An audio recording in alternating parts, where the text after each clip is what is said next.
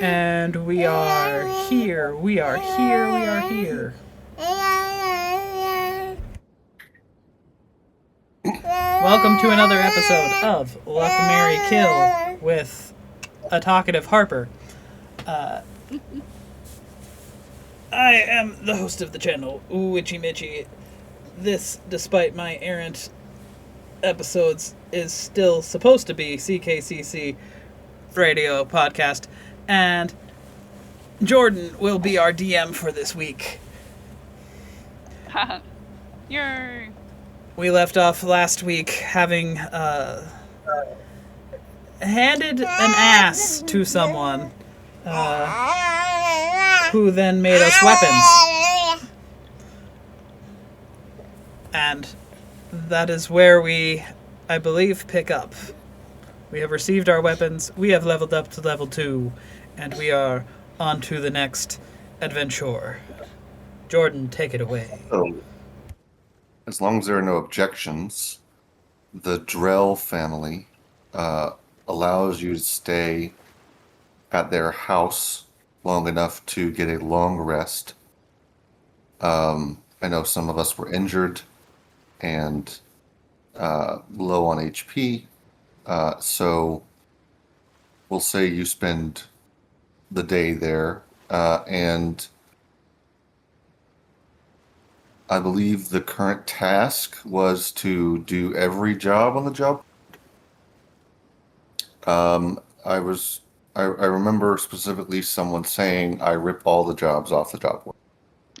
Yeah. Oh, yes. So, where do we like to start? I can list them off if you'd like, and you can pick and choose. The Alvin Drell, the dwarf, has finished silvering and plussing 1 your weapons. He thanks you for your time and begins his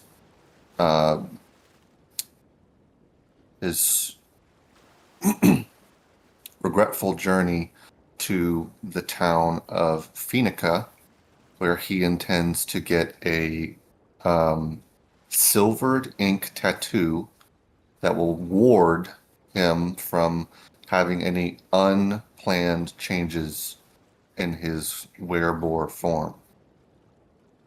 So, with that taken care of, the jobs on the job board are Missing Cat. They have official names, but Missing Cat,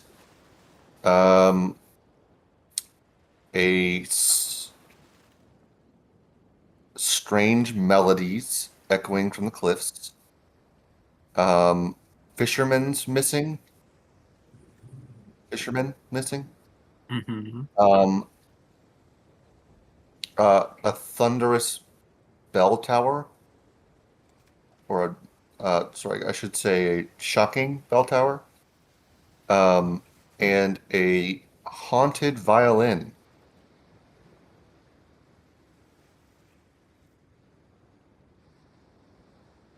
Well, I'd like to hear some music personally.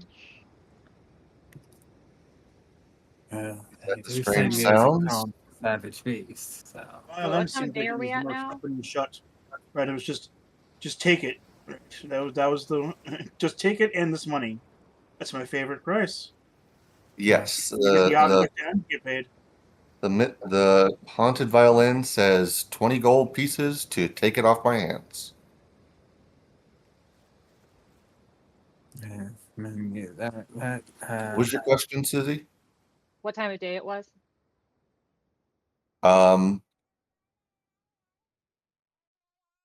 If you spent the whole night at Alvin's, a long rest is at least 8 hours, I believe. So that puts you at just about, we'll say, 2 o'clock in the afternoon. Yeah.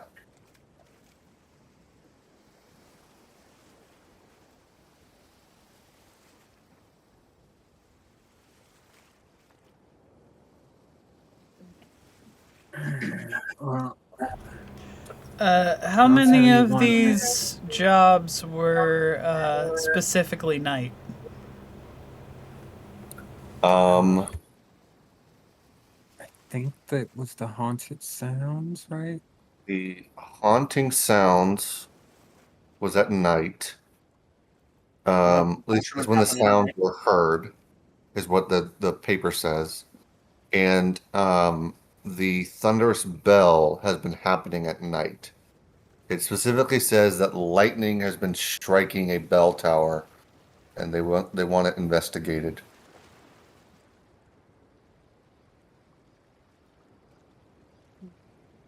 The fishermen went missing at various times of day. Um, one of which being night, but that one doesn't have to happen at night necessarily when it's investigated. Probably be better if it wasn't at night. Now, Alright. Violence seems the most easy, which could be famous last words. But well, I'll tell you one thing. Superstitious sort, will admit I will not be holding on to the haunted violin. I have enough things talking to me in my head. I don't need anything else. Also, we should make sure no one actually touches it. Always keep cloth between your hand and the object.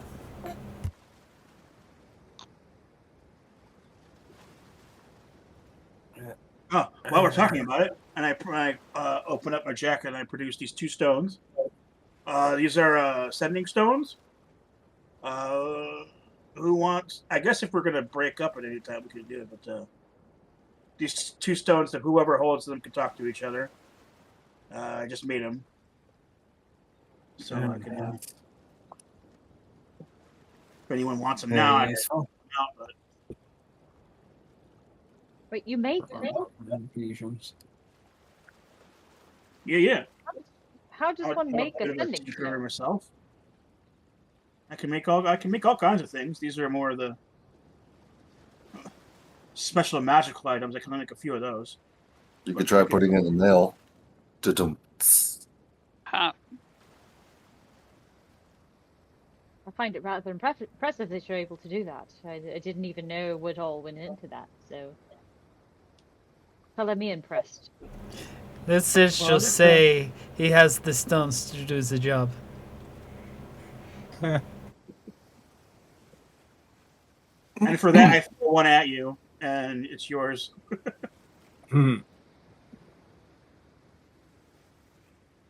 So,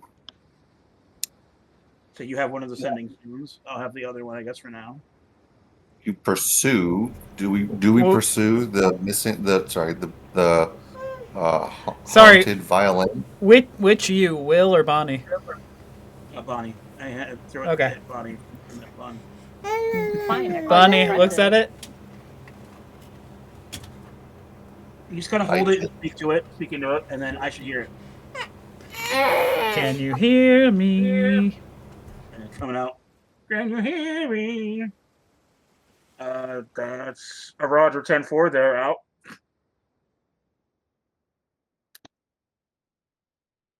So, do we go after the haunted violin first? I think so. I believe so.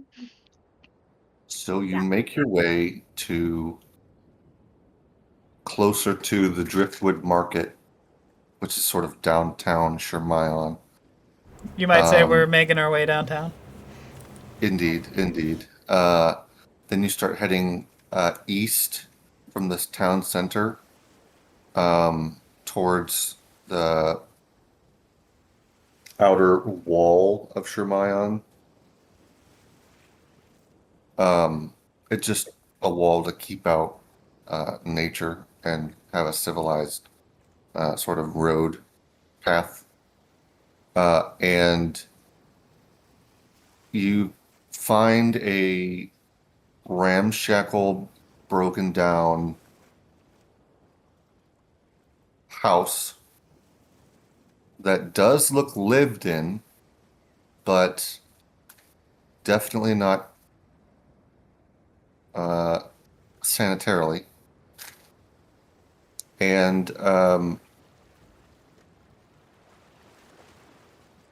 you see the posting for the job on the door to this house that's an exact copy of the one you have in your hand, letting you know that this is the building in which the job posting is originating from.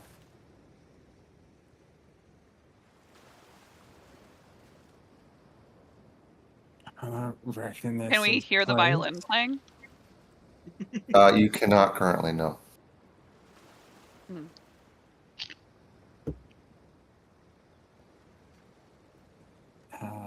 Should we knock at the door?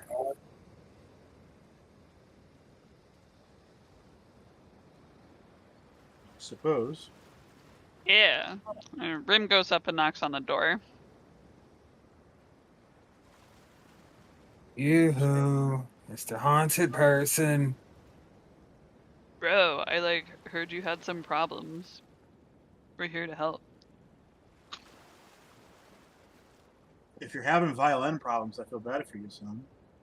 I got 99 problems, but a superior musical instrument ain't one. Violins is always the answer. Inside, you find a frazzled-looking woman. She is a half elf, and she has black frizzled hair, pointed pale white ears. She has a bit of a redness on her nose from what looks like sneezing. And among that, she's wearing a bedraggled floor-length sundress with holes near the feet. And she regards you with a complete startle, as if you manifested right next to her. And you see her through the broken down walls and windows come to the door and walk up to the door, having made eye contact with you on the way, and says, "Who is it?"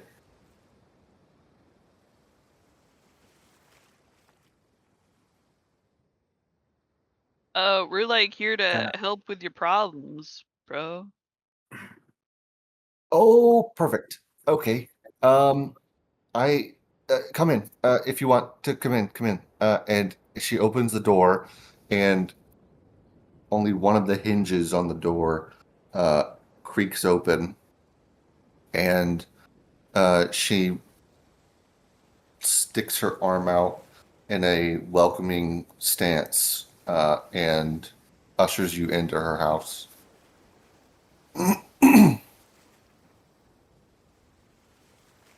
She says, "All right. The violin is over there in the safe.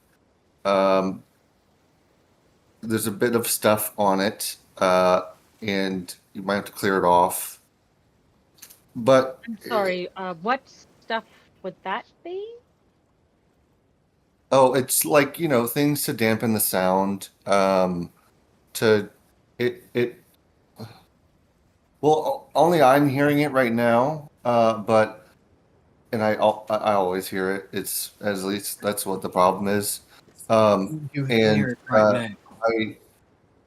yeah, even though it's in the safe with the blankets on it and Do we- the insulation around it, and the casing on it, I still hear it still right now. And the goal is I just want to fix. Can you fix this, please? Something magical is obviously happening, or else I wouldn't be having this problem. Could you please? All right. Well, Have you Just, considered what? that you're like stressed? Just try Maybe you just, like, just need to not like being depressed. relax. She deadpans you. I'm a Now, little stressed. Yeah. ma'am, Rim, what's your name? offer What's your name? offer to allow her to lick the frog. Oh yeah, yeah. I got this like sweet frog, and he like pulls him out. He's like, it's just like if you just lick him a little bit, like he really likes it, and you like it too. That looks like a magic frog. Is that the solution to the problem? Yeah, he definitely makes you feel like magic. That's for sure. It's worth a try. This frog, I call it mean- Sweet Frog. Before you go licking the frog, while you're Persuasion still check- coherent, persuasion check with can- disadvantage. It's finger licking Get- good, man. can you give me a bit more of a rundown on what exactly has been going on with this with the violin itself? Is hearing it play the only thing that's letting you know it's haunted? Yeah, it's sort of. I've posted multiple job listings, and no one's been able to solve it. But I use a different synonym for what's happening every time, because if I say it's a magically enchanted violin, then arcanists come and wizards come, and they don't solve the problem. And so now I'm listing it as haunted, and I was hoping that maybe a priest could solve the problem, or maybe a cleric.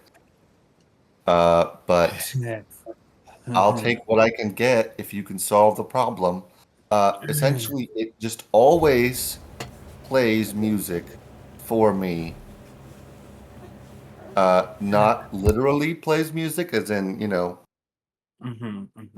but I can hear the music playing from it as if it's playing right now.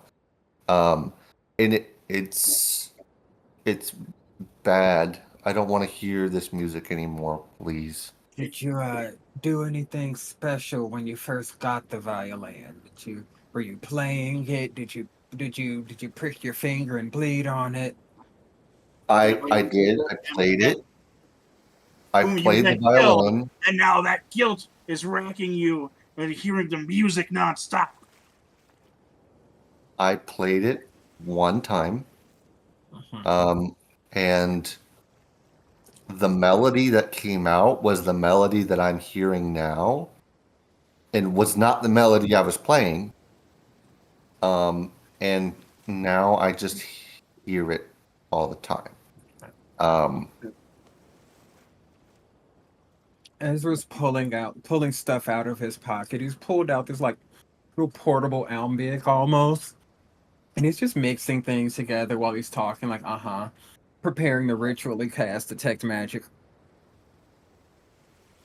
Like, all right. Well, You already started. Okay, I'll hold off on that myself. we'll look into. Oh, were you going to do the same thing? I was about to, yeah. But I see you get started. I think, okay. Will, Yeah. when you changed things around when you leveled up, did you take Identify?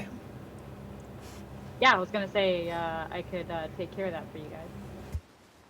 Well, I think 3 of us have that ability now. Well, You all have Identify and Detect Magic? Not me. I've identified. I have comprehend languages, and I can make an ink cloud and a fog cloud.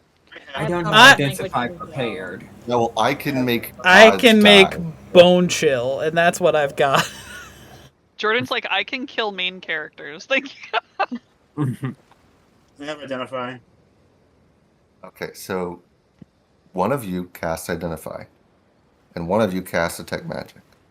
Yeah, I'll wait for the detecting first. Yeah, Because- so Cast Detect Magic first or Identify first? Sorry. wait for the detect magic first. Okay. The detect magic gives you the school of magic, and it's evocation magic. Evocation magic. Let me double check that. Hmm. Do any of us hear it now? Was it created by it? Basically, Oh, yeah. sorry. Evocation and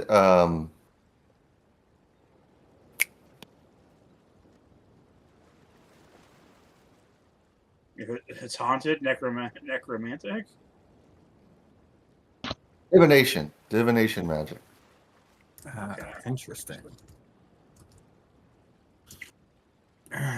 So, yeah. I extend my So legs. Okay. at a point, you see that Ezra has mixed this stuff up in his little Did I kit. say? Adds a Oh, little I'm mystery sorry. to it. I just double checked. It's not evocation. It's enchantment. It's a bit different. Yeah, he pours it into a shot glass, tosses it back. You see his eyes just begin to glow a bit. Oh, it's some good stuff. There it is. There it is. It's what'd you say that? Divination and what was the other one? Enchantment. Enchantment. Enchantment.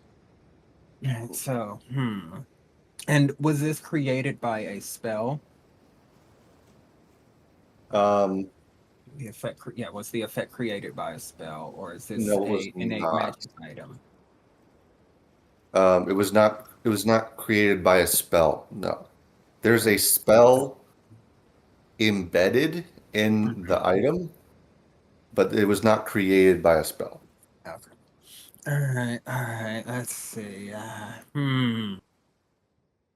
Enchantment, a little divination in there. All right. So here's the question. Get the enchantment bit. It's the divination bit that's tickling me.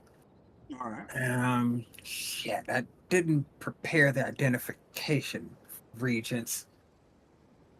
I got that one. Who wants to All right. take a shot at figuring out? Great. I'll put on my goggles. And I cast identify. So, what happens is you get a glimpse of a astral plane pocket, and you see a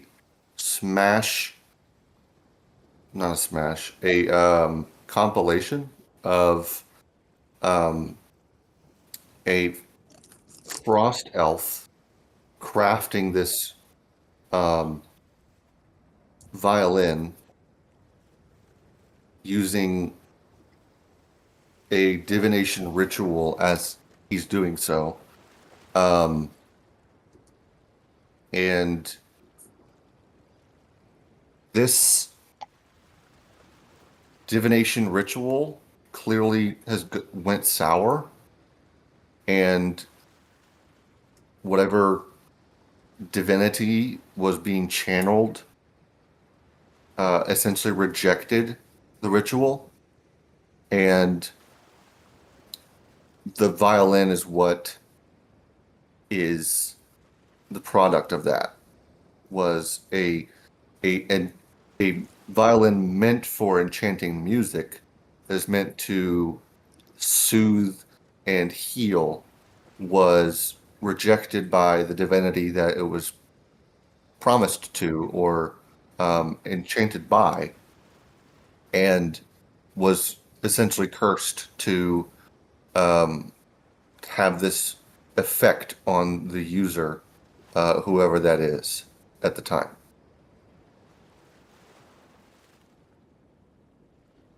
You get the sense that, sorry, I didn't identify the actual item. I have a name for it. Let me pull it up. Sorry.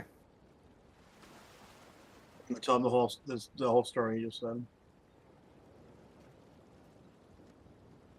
Some astral elf was making it when the time came to connect with the divinity that it was supposed to be inspired by. It was rejected and is thus cursed. It is called Nocturne. The violin is. And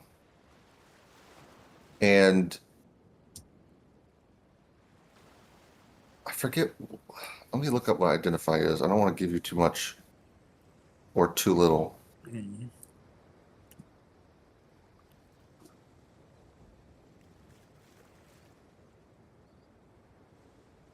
Oh, that sounds fairly unfortunate. Oh, you learn its properties and how to use them. Okay. One, if you destroy it, you stop the effect. All it would take is radiant damage. If you can channel it with a successful Arcana roll, you can use Dissonant Whispers once a day at first level. But it is cursed, and you do hear the music. You hear the music as you're playing it. But if you could channel the, if you can channel the 15 I just told you the DC. Oops. Arcana roll. You can essentially not have to be under the effect entirely. You would just have the spell Dissonant Whispers and sort of be able to project that effect onto others. All right, so another thing, how it happened, how it works. If anyone, does anyone have do any special damage? I'm not the most, not the most magic or not the most musically apt person, but I know a thing or two about magic, or at least how it works in the body. Yeah, Rim has like a +0 to performance, so. Yeah, +0 to performance, but +5 for Arcana. Yeah. Ezra studied a lot. +3 to performance, and what was the other thing? Arcana. Arcana. 0. Although I don't think performance quite matters as much as how it would sound to play. It's more of the Arcana to not go crazy by the constant music. Yeah, I think it's Arcana and mostly Arcana. Performance is +2 and 0 Arcana. So, Ezra, that's all you if you want it. Yeah, go on, Easy. You got this. I mean, considering it's not necessarily haunted, it's just any idea what divinity this was trying to be? What's the word? Consecrated to? I wouldn't want to touch it and be zapped up by some crazy god or goddess or anything in between. If you give me a religion check, you may be able to interpret some sort of divination, some form of the divination ritual that would tell you what divinity that is. But from just the 2 spells casted, you wouldn't know that information. I should have saved this roll from our Arcana check. It's a 21. For the religion? For religion, yes. You would know that this was promised to the goddess Astronix.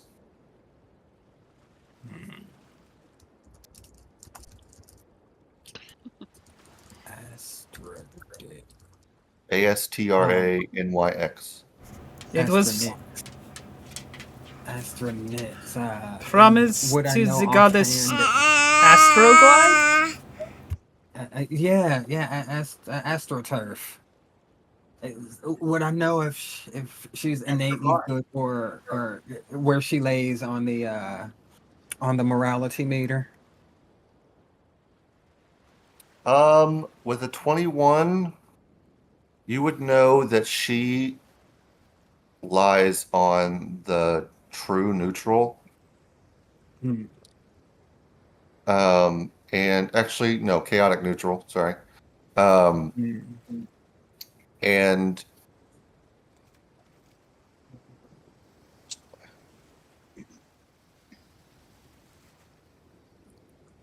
You know she's the goddess of the night and stars. All right. Let's see. Could be a calculated risk here, considering it's not actually haunted. If there was a ghost in that thing, I wouldn't be going near it. But Oh, you're able to tell what's happening? um, with our powers combined, it's what, what'd you say there, Malachi? A ritual gone bad. There's just there's some residual magic floating around in that thing, and you know you touched it and you didn't do so well with the residuals, and it's slowly driving you absolutely insane, and your brain will eventually melt and pool out of your ears. Oh, okay. And you have the solution, hopefully? Yeah, yeah. Oh Oh, yeah, I wouldn't play wonderful, that wonderful. violin. That sounds bad. Um, Uh, and can you solve it now? let's give it a shot. Let's see. Uh, Ezra's gonna go over it, look at it,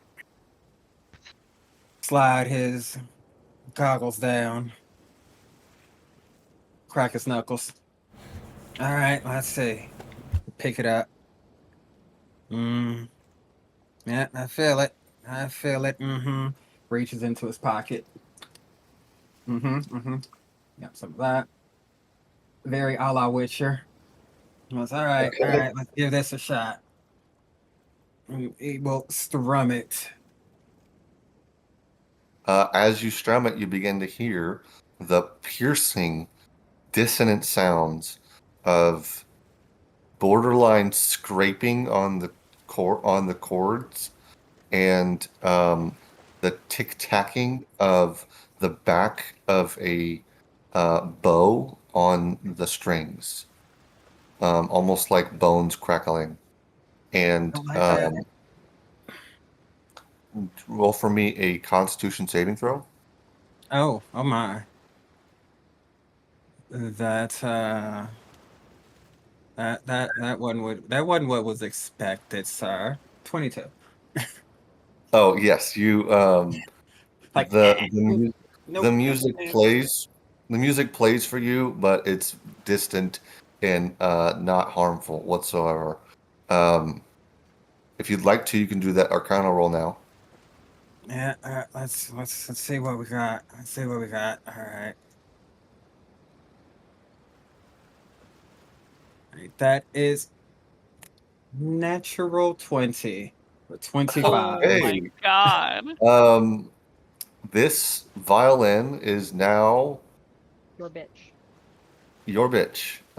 You can there's no music playing unless you'd like it to, and you can now use it to cast first level dissonant whispers on target, following the same spell's typical range and Word.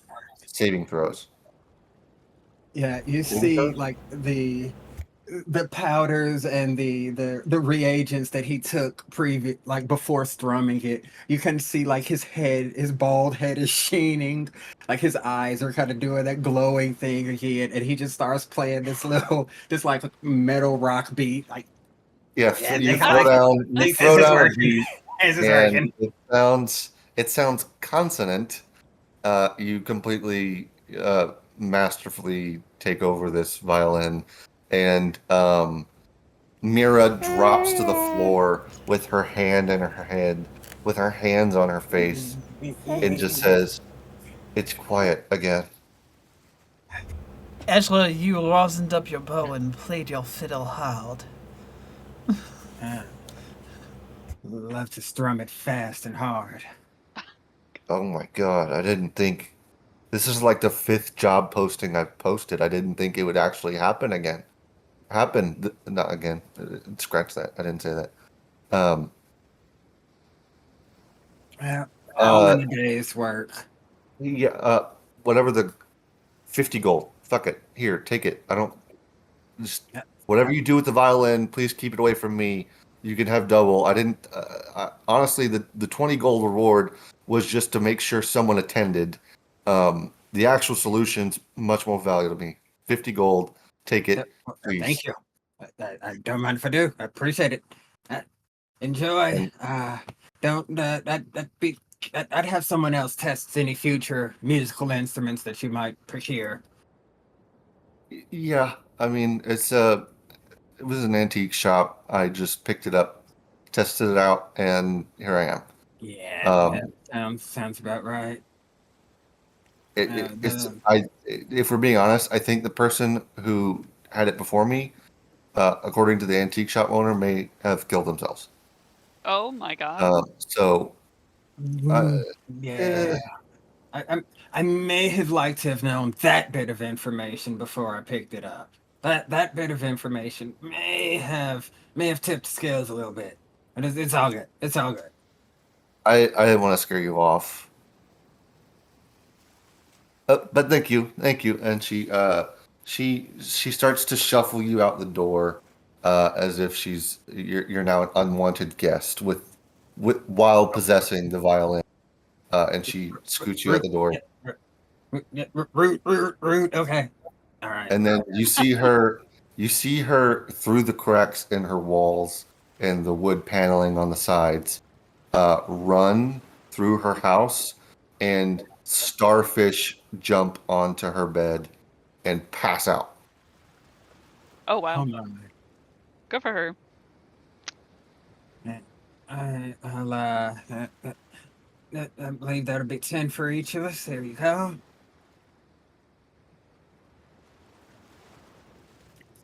Yeah, that was quick, fast, and easy. So So unusual for us to What's get done next? so quickly with one of these quests. I know that was let's hope the rest of today goes just as smooth. Bonnie's going through the paperwork and pulls up the lost cat one and says, "Does anyone want to chase down some loose pussy?"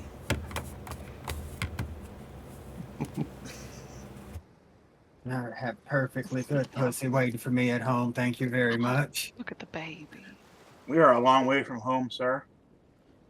I mean, this is true. So cute. Yes. the job posting specifically says lost, midnight, sleek black cat with silver collar, last seen near the Hollow Spire Observatory. Return to Ilara Meadowlight for 25 gold pieces reward. What's the mysterious noises in the sea one say exactly? The singing wind. It says help. Melodies echo from the cliffs. Locals are panicking and refusing to trade. 30 gold pieces reward.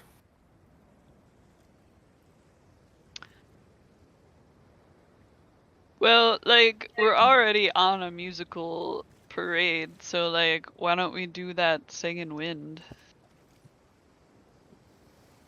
Is that one of the night ones? It is not. It is not. I thought it was. So did I. That's why I was like, I let's think do the we- cat one. I think we associated the void finch with it, which sings at night, but it wasn't the void finch. Oh, yeah. That makes sense. Most go away. What? Go eat your food. Sorry. Dungeon Daddy, does the Nocturne have a stat sheet anywhere? Not yet, but it will soon. I have some information on it. I just don't have the fancy schmancy D&D themed stat block. It's all good. All good. Roll something good. But if you pull up the Dissonant Whispers spell, it's essentially the equivalent of having that spell once. Only. Yeah. once a day. Recharge it. Is it a recharge at dawn type of ordeal? Yes.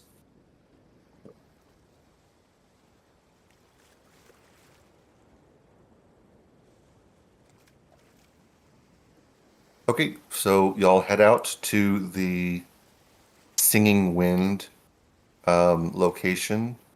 I'm gonna say that all these job boards have little maps on them that tell you where to go. Because otherwise, how would you know to just go to a random spot? Makes sense. And you see a smaller but still populated shopping area with it's right up on a cliffside. And you see a portion of it is essentially barren. Like as you get closer to the cliffside, there's less and less people. And they seem to be avoiding the cliffside and not simply for reasons of falling off or whatever, what have you. Um, One of the shopkeepers sees you with the job posting in your hand, looking around and approaches you and says, "You'll be looking for the job for the Singing Wind job, if you will. Is that right?" Yeah. Like, what kind of wind is it? And what kind of songs does it sing? So there's a gap in the cave side, or not cave side, cliff side, and it tunnels down through the cliff, and somehow a bunch of a singing voice, softest you've ever heard, and piercing sound. Uh, a couple of the shopkeepers were just out and about on their daily shop, and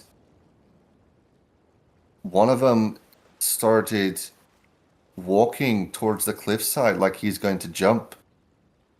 And we don't. He says he's heard the beautiful singing of some sort of melody or a voice of some kind, and we wrote it off as a lapse of some sort of weird, I heard a seizure once in your life is okay, but I kind of chalked it up to something like that. But uh, it happened two more times. It happened three times in total. The second and third time, it happened to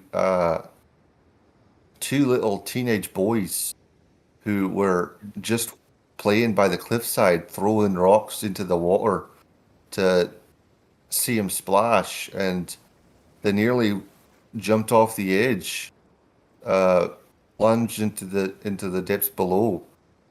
So essentially, if you can, we tried to plug up the hole, um, but the sound can keep traveling through the gap. It's too wide for what we've got. All we can do is put a wooden plank over it, and hope the sound sort of dampens. But we've uh, we've just avoided it entirely as much as we can. We find it risky business just to come close to it. Um, and so if you could help in any way, we'd love to give you the reward, 30 gold pieces. We'd happy to disperse it among you for any help you can give. Oh yeah, that sounds like your run-of-the-mill Catriatic wind whistles. Sometimes they produce Yeah. an infrasound. They They produce the sound of a singing woman? Yeah, maybe. Okay. They Do can make they you think it's a singing woman. and these sounds can enchant you to walk off a cliff? Yeah. Well, that's like Icar's theory, right? Back in 1969. I don't really, that's in the future actually, so I'm just gonna lick my frog. Ezra's still riding on his previous Rimjob assumptions. has a brief divination glimpse into the future. Yeah. As she trips as he trips entirely. Um Brief Enter divination. and time. what was it, Into, Ezra? I was gonna say brief Said enter divination time. glimpse into the future, and also the collapse of the planes. It's our first hint Yeah. Yeah. Yeah. of the millennium to Mhm. come.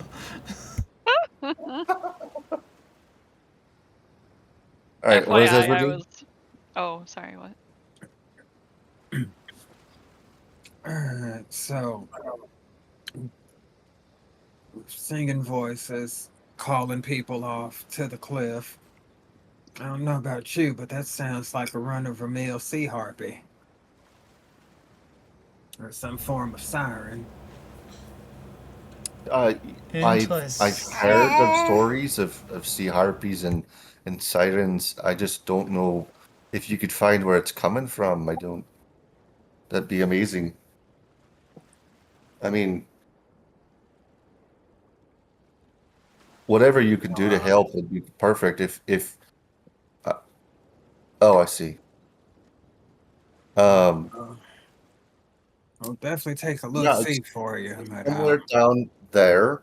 Um, we've that's tossed a rock down there at some point, and we heard a clatter that hit the bottom and splashed.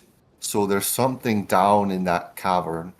Uh, Perhaps it's a pocket for, of some kind, but I don't know. It's not my purview to figure things out like this. I'm just a shopkeep. understandable. My notes mention a Captain Rourke. Are they Yes, Captain Rourke is the dock master. mm, Um, he's here. but they have any other information or you about had it all? That's about all I've got on my end. Um, and do you want to go see Captain Rourke? No, it's up to the rest of you folks. What would think? Think we need to talk to the captain, or we've heard enough to explore? I think whatever you say is just fine. I say that your expertise seems to lie in this and not mine, so I'll go with whatever you say. Well, I'll go with whatever anyone says. Surprises me not at all. I'll go with what the group says. And the group says to go with whatever you say. So I guess that's what you say goes. Oh, Captain Rourke is the one that assigned the mission or the job. He essentially took initiative in putting up a job posting and putting a gold reward for it and sort of sponsored it. Although he simply did so from the public concern for the job. The most information you think you're going to get was from this woman who is local to the area and would have witnessed what happened. Have to unfortunately I need to break for a second. I have to get a bottle ready for. Okay. Is that all right? Do we want to take the break right now? Uh, yes. All right, let's do the full break. All right, cool. All right. So, Enjoy your Yeah. dinner, Camille. Thank you.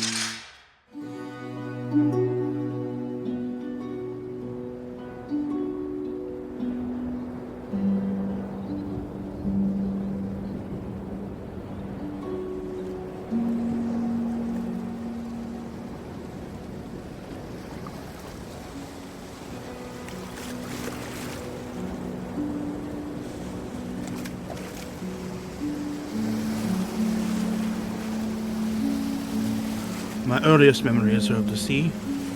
The sea's beauty is in its height of symbolic dichotomy.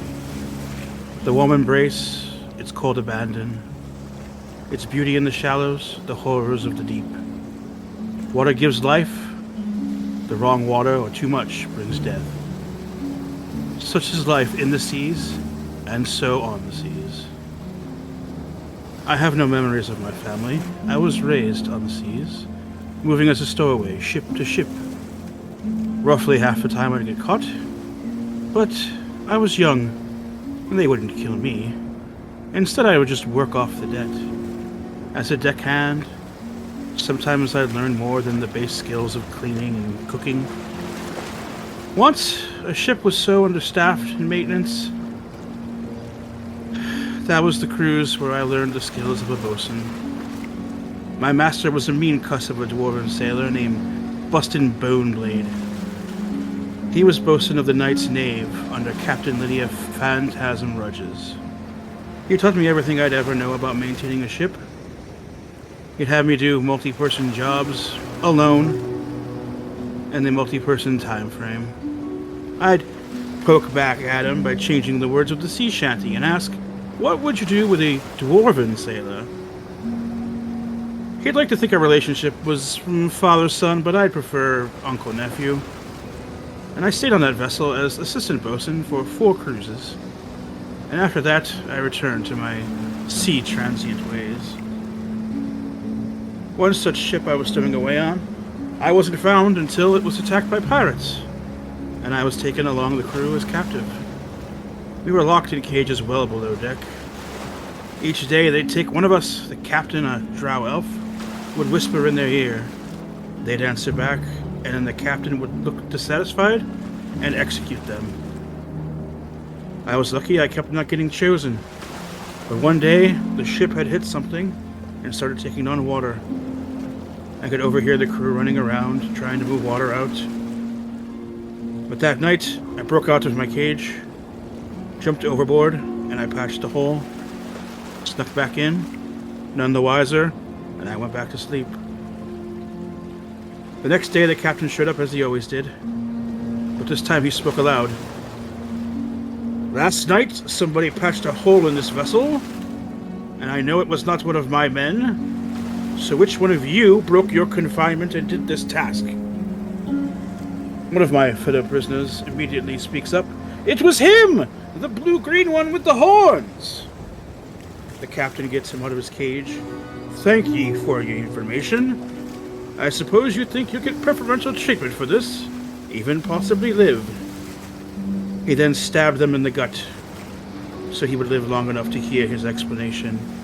You see, that kind of thing would normally get you what you wanted, but this man, as he unlocked my cage, is a hero and the newest member of me crew. And from that time until about a week ago, I was bosun for Boris Goldeneye Maindar, captain of the Spider's Gambit. In all my time with the captain, he never did find the Spider Queen's crown, the object he'd ask every captive about before killing them when given an unsatisfactory answer. But now I'm on my own again. But if my past is any predictor of my future, it won't be long till I'm back on a ship, invited or not. Ezra de Lelouch III, better known as Dr. E to his friends, carried the weight of a long and respected lineage of physicians. He dedicated his life to mastering the traditional methods of healing, a craft passed down through generations. He was a respected physician, known for his skill and dedication. However, his world began to shift as his son, a brilliant and innovative mind, embraced new technologies and magical implementations in medicine. Ezra watched as his son rapidly surpassed him, developing techniques that rendered his own methods seemingly obsolete. A rift grew between them, with Ezra feeling increasingly antiquated, and his son dismissive of the traditional knowledge he held so dear. Determined to prove his worth and bridge the gap with his son, Ezra sought a position where his skills were still valued. Desperate to demonstrate the continued relevance of his expertise, he accepted a post on a merchant ship.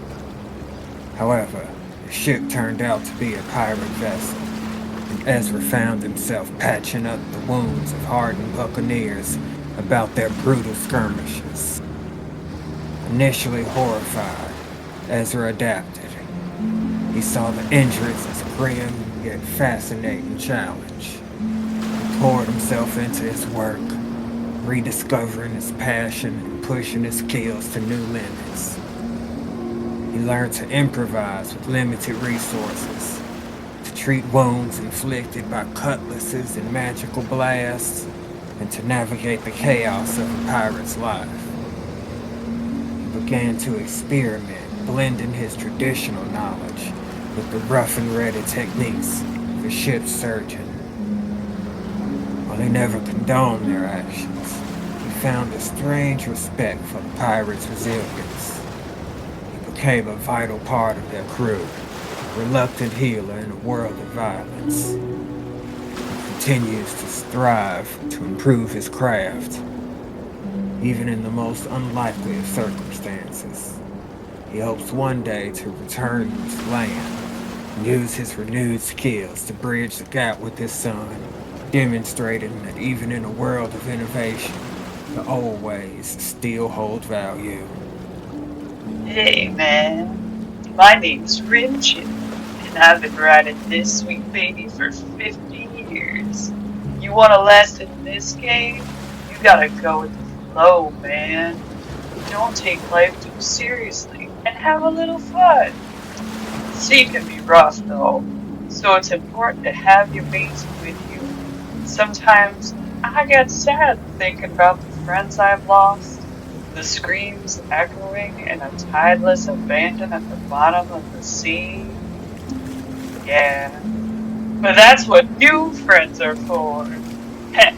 Anyway, just drink a little seawater and don't mind the tentacles, and we'll get along just fine.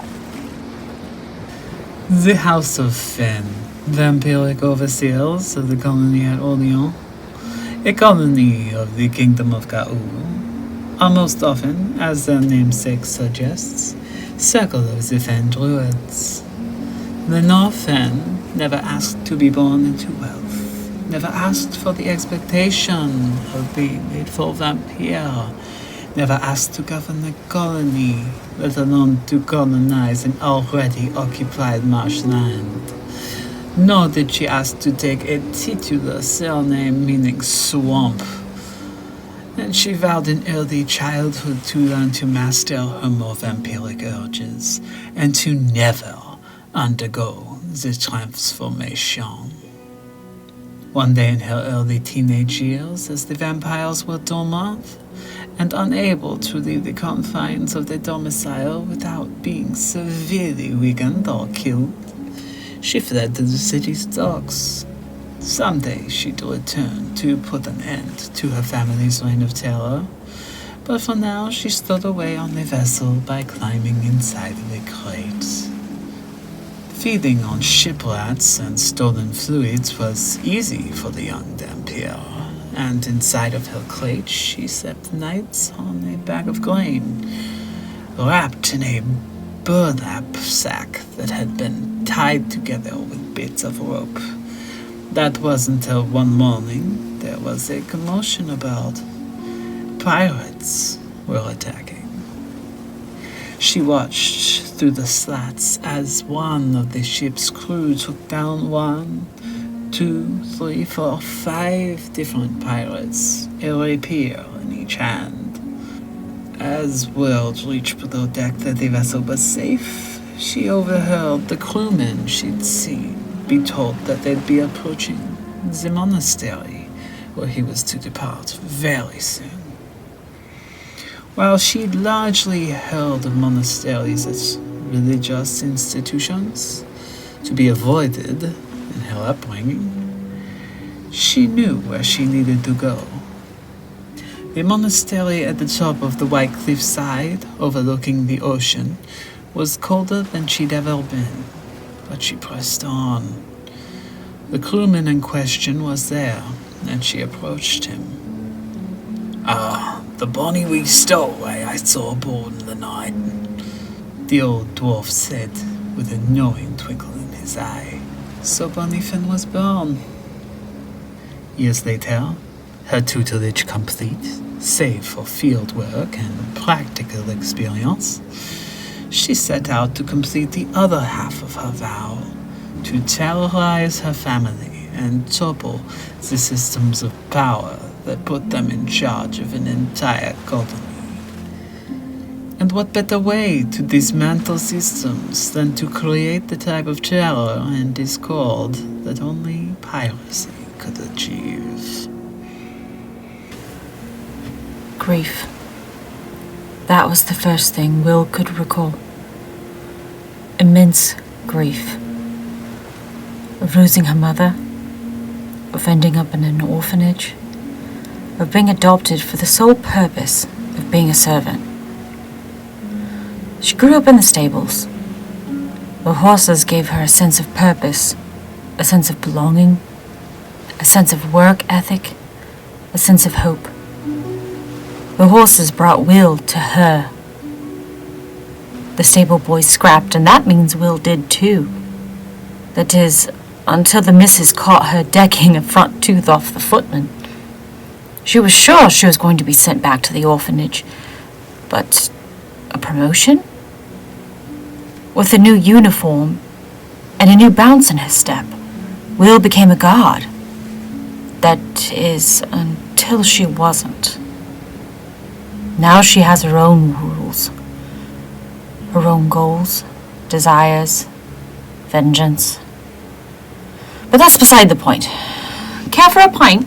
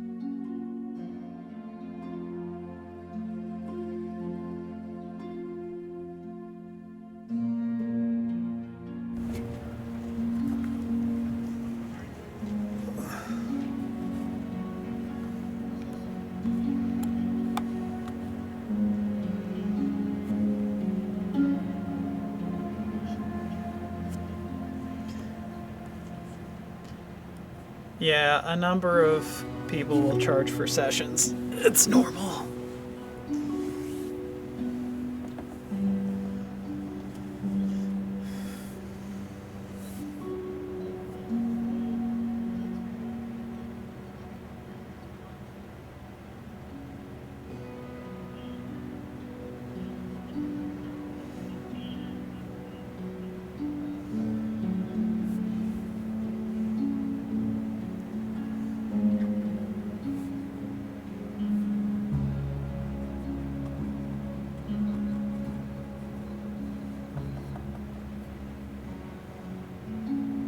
Hey, Dr. Brown Spot.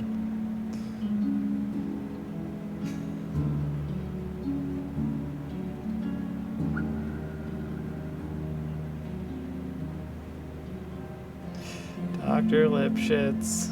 Wow. Throw him back to Rugrats.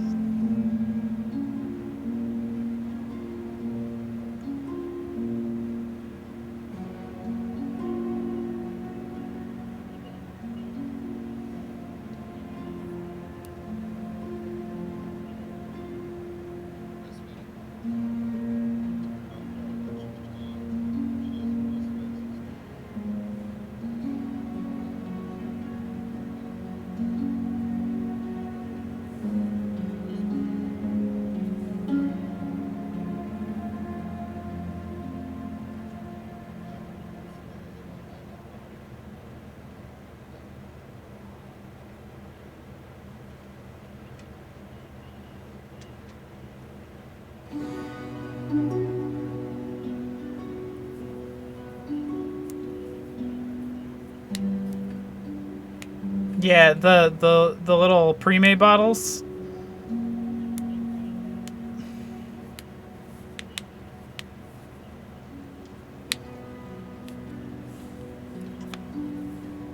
It's ridiculous. And yeah.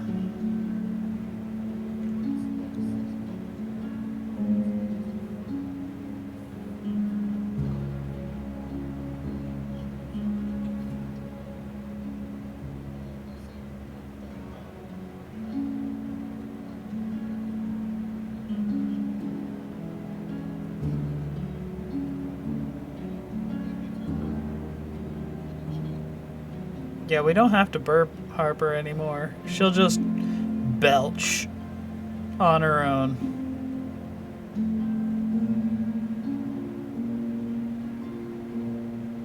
Yeah. Like a...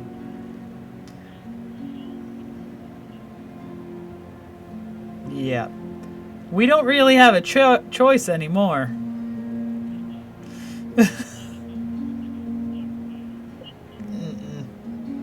That was too expensive.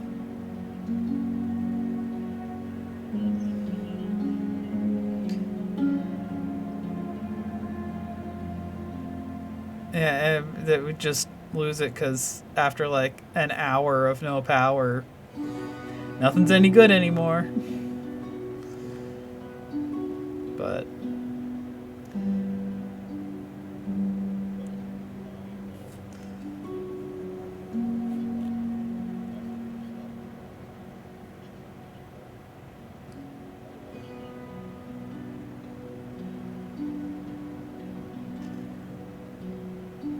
yeah.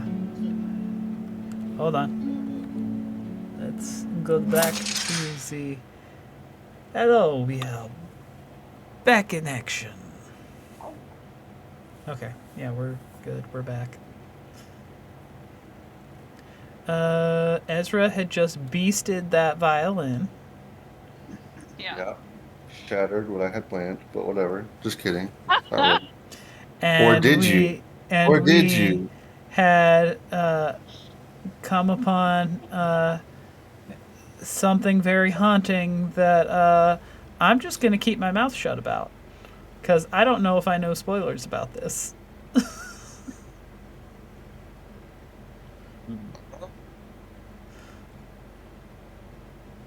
Yeah, I had no idea I was a violin prodigy. I guess it was hidden down in the shell somewhere. Maybe What else do you'll you have have in there? to send off to do distance education to one of the Bald colleges. Yeah. Way too fiddly with all that stuff. Alright, so Okay. So, now you can see from here. Obviously, this is a cliffside, so that means there's a beach down below eventually. And you can see from the cliffside a ways down the way. If you were to just walk down the cliffside, avoiding that boarded up sort of tunnel or cavern, um, you would see that there's beach down there, and a separation between two of the sort of pillars or walls um, of the cliffside. A crevasse. Yes.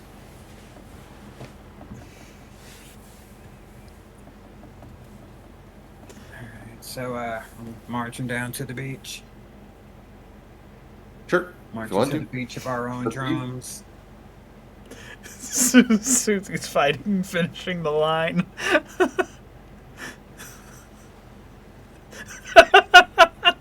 You can't set up Tenacious D and then not finish it, okay? Yeah, the crevasse. Fill it. Fill it with the almighty deuce.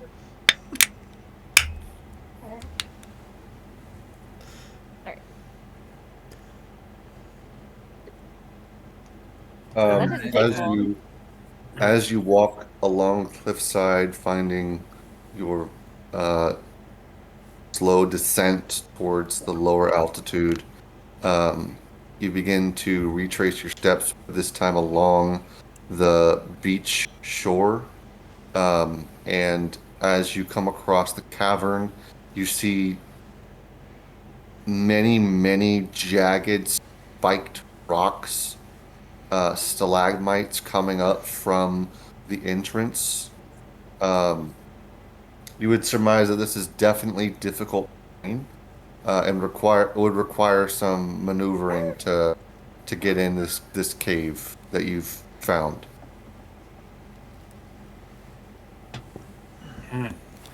Bonnie's just gonna go for it. Terribly natural. Bonnie just goes for it. What am I rolling? Dexterity. All right, saving Rimm's throw watching. or You want acrobatics, actually. Sorry. it's all the same for me. And I'll actually take that roll that landed on the floor because it was a 15. And that's a +3, so 18. And if it's a saving throw, then it's 20. But if it's just proficient... Wait, no, it's +5 for everything, isn't it? Hold on. Let me make your sheet. It's +5 for everything, so it's 20. Dirty 20. With relative ease, cruise along stalagmites and are able to enter the cave where it starts to flatten out with various puddles and rocky floors. Did anybody else go into the cave?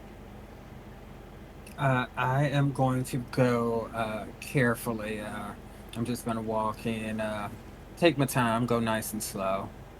I'm not in too much of a rush.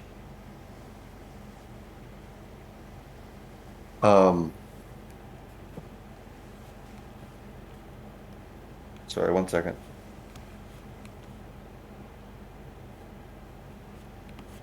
What's up, bub?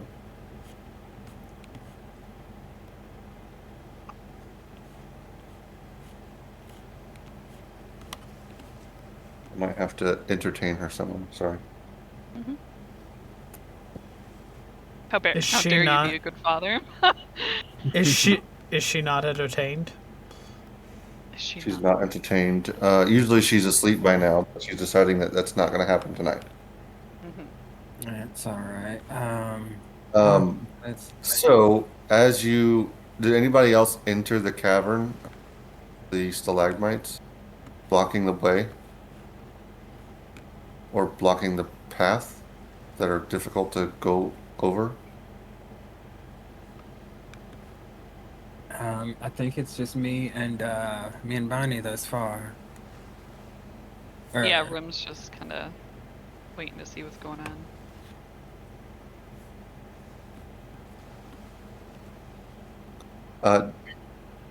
Did you already roll? do you what on what is it, acrobatics? Yes, acrobatics. Yeah, I figured luck had to run out eventually. 13.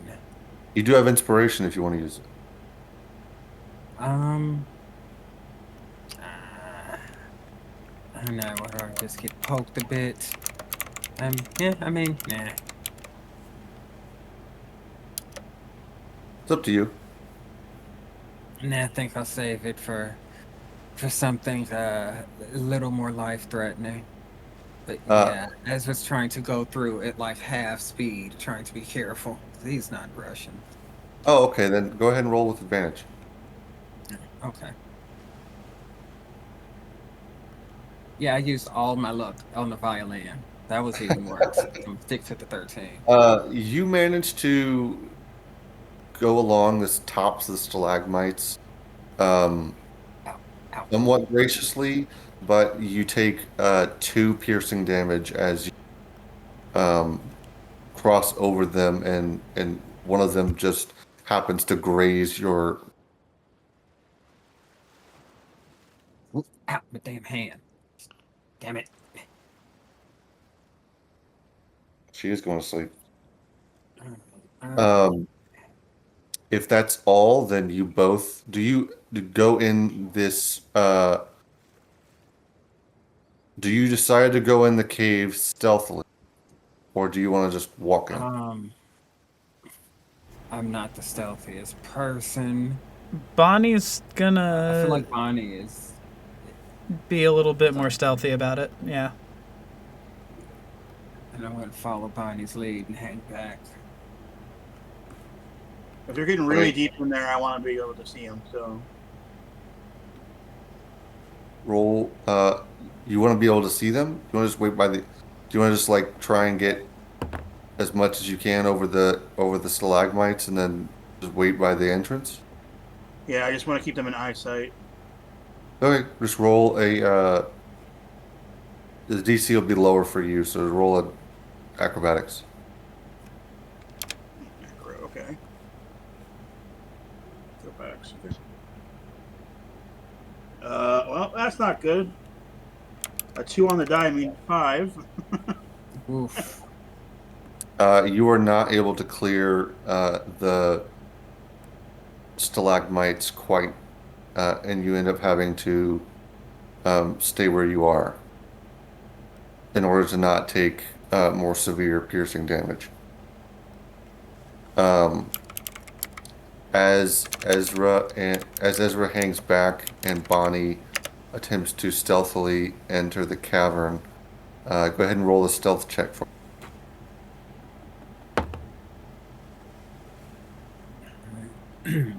11. All right, I'm using one of my inspirations. Oh yeah. That was No, awful. I'm actually gonna use one too. That Much was better. much better. Yep. 18. 18. Nice.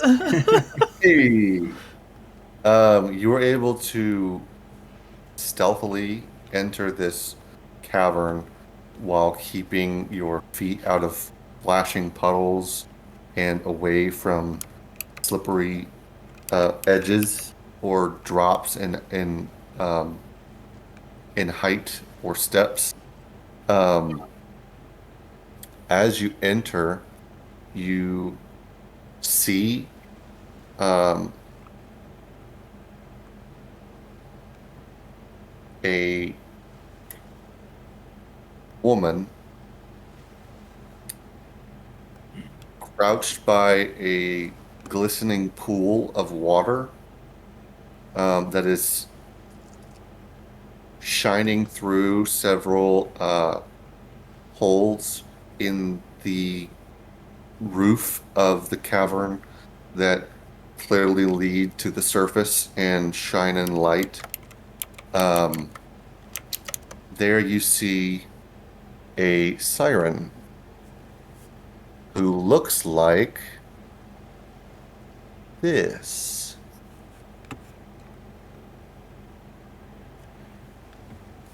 One second. Is she hot? Is she hot? Yeah. That's up for you to decide. Does she fuck? Is she DTF? Gooter Squad. Hmm. Oh, she's cool. She has Jesus, barnacles. And a mace.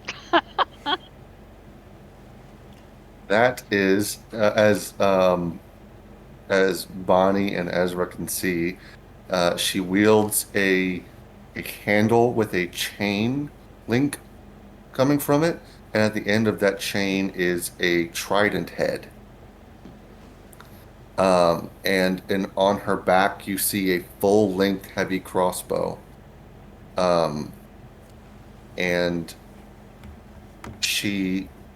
her ear perks up, and you get the sense that she is alert regardless of your stealth, and turns around and regards you with weapon drawn, but with a air of casualness.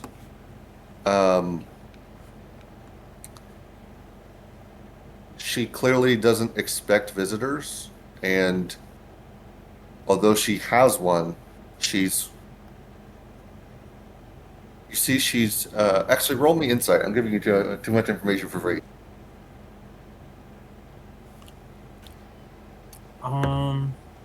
That's a healthy 8. 9, I'm sorry. Hold on. Mine's better.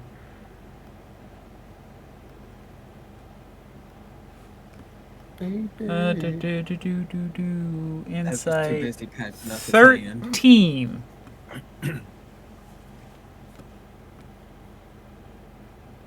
You surmise that this siren not expects you, but is prepared for you. In the sense that she's prepared for you. Sorry. She's prepared for attacks in the sense that she's ready to fight, but she's not initiating anything as she is observing what you're doing and saying first.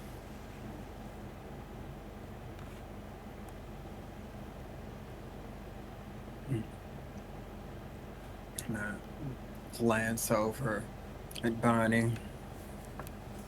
I think we found our siren.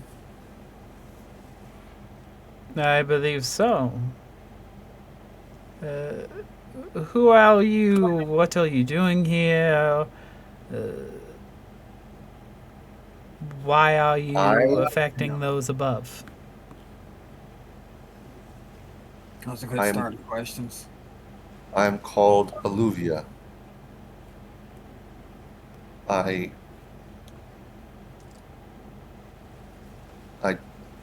do not know of what you speak affecting those above me.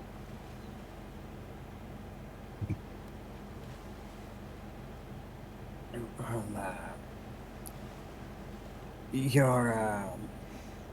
your particular style of singing that you wear is very alluring. Roll me a perception check.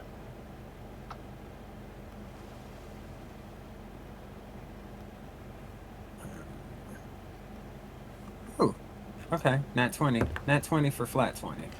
Hell Do, yeah. Oh, do, okay. do, do, do, do, do, I knew do, exactly what do. you speak. And yeah, mine's 18.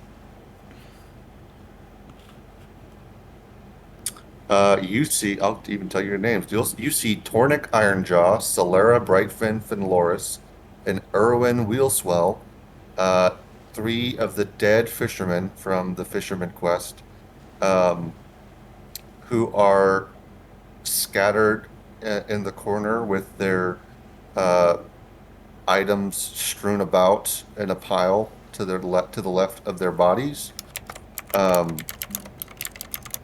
And you see essentially a camp in this cavern. There's discarded fish. There's discarded food goods from up above, and you see that she has some tattoos on her arm that have scars on them, as if I'm not sure if actually you did get a nat 20.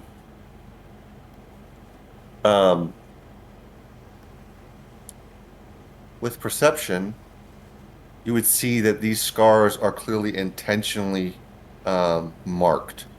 This wasn't these aren't battle scars. These are someone was trying to scratch out her tattoos. She says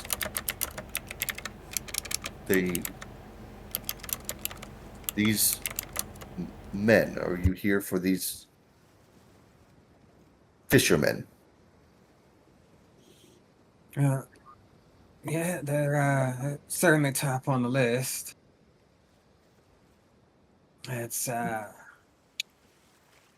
course next on They the list is figuring is getting to the bottom of what's lured and led them here, which I'm going to have to healthily assume is you're doing.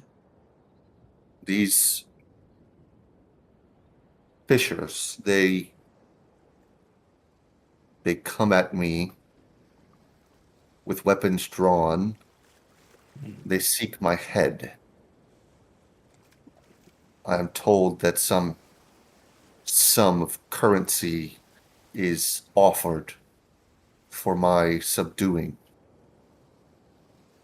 If you seek the same fate, then approach. Otherwise, you may leave. See, here's the thing. We don't necessarily have to have your head. We really just need the cliff diving to stop and all of that type of carrying on.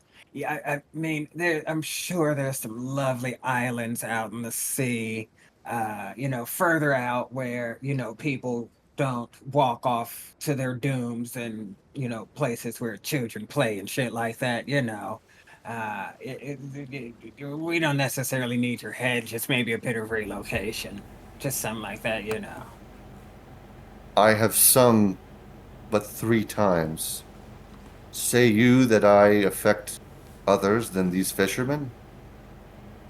If you are affecting these fishermen, they are here. They did not come for your head, they came for your song. The entire reason they came down here in the first place is your singing. It has nothing to do with blatantly wanting to hunt you. I did not sing until they came at me with their weapons. I sing to make them leave. And when they refuse to leave after I sing, I kill them. Have you not been singing intermittently ever since? Once a blue moon, and taking a morning bath, singing in the water. No, I have not sung but the 3 times these fishermen come for me.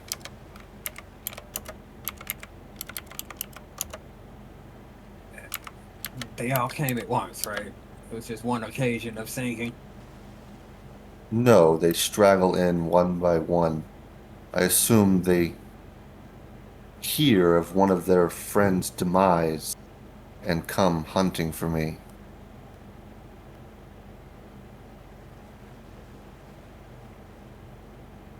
So I'm trying to recollect now. From what we've heard, was this singing Is this story lining up? Is basically what I'm trying to Um, recall. what she's saying is that she's only sung in 3 instances. Each time one of these fishermen Right. has entered her cavern, um, and she's trying to explain that she sung to get them to leave.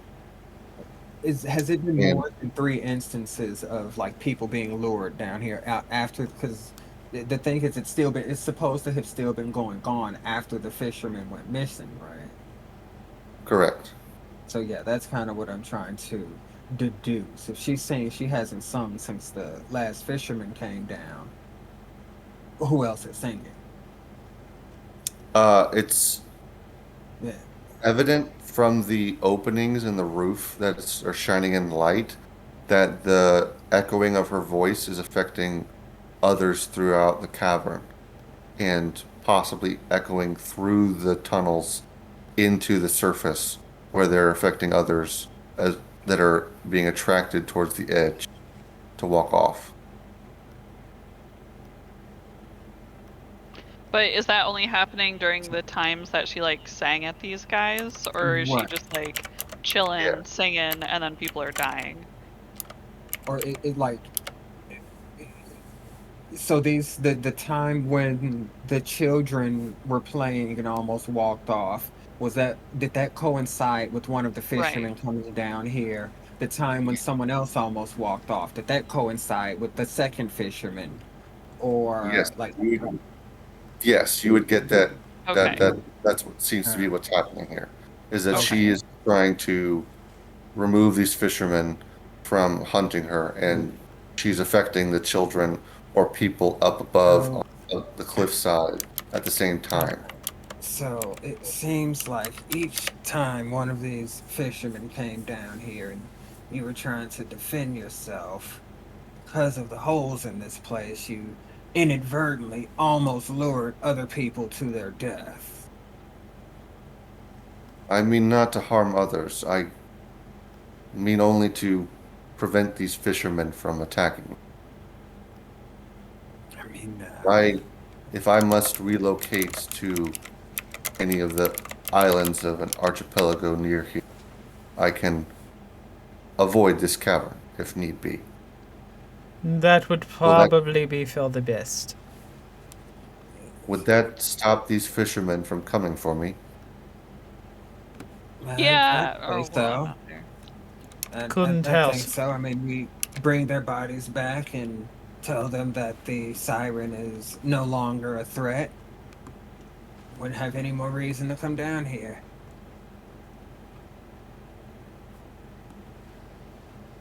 Roll a persuasion check for me.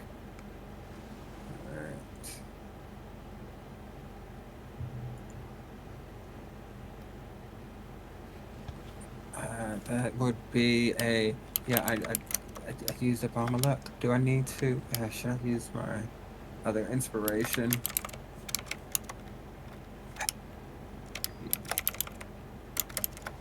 Yeah, I'm gonna have to use my other inspiration. I want her to skedaddle, and I don't want to. I have to murk her. Well, 7. So an ice 7? can that would be double advantage though. Can I give advantage on that? You could I help, mean, yeah. is it double? All right, so I mean, with Rosegang. inspiration, it kind of is. Yeah. Inspiration's more of a reroll, I think. Yeah. So if I have help, what's third time's the charm? Come on, we can do this, Ezra. You're a kindly old man. Everyone loves us. Everyone loves us. No, they don't. That's not 7. Gods. The dice want what the dice have a story to tell. You already used your inspiration? Yeah, I used it the first time. Oh. I'm refreshing. I think I might put those dice in dice jail. I'm changing dice. They are now officially weighted to result in a 7. Yeah, I've used all the luck out of them. She says, "Why don't you tell them the bounty has been cleared? And perhaps I stay so that these hunters, they stay in their homes."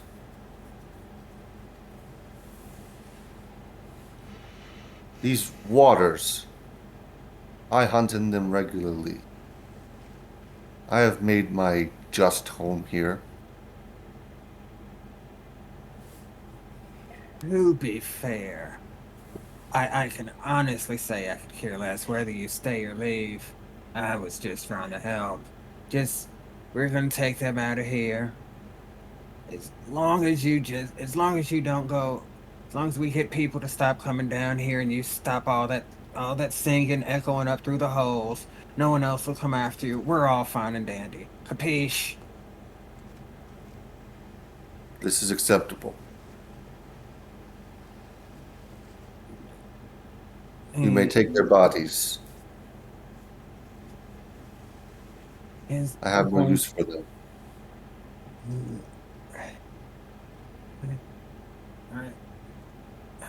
Do you think we need Bonnie, you think we need a little help with these? I could probably carry 2 if you carry 1.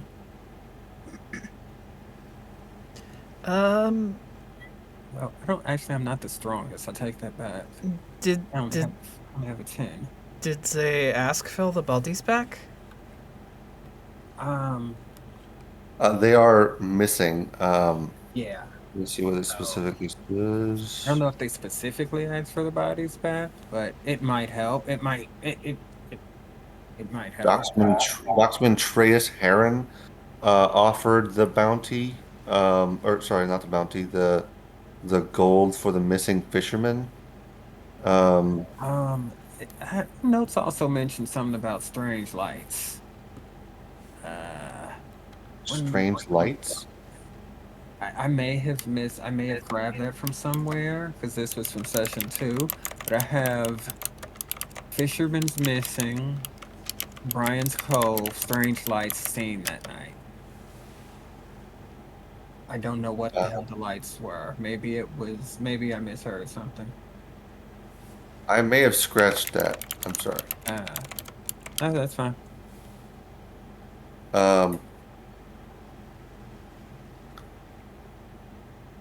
She begins to sit by her pool again and observe you as you collect the bodies and their belongings, respectively. And she says, as you leave, I did not want to kill them. I'm sure. Self-defense and all that. Yeah. And she lets you leave. Do yourself a favor and cover your tracks. Make it look as though pirates did this or something. Just anything but you. I will take this into account.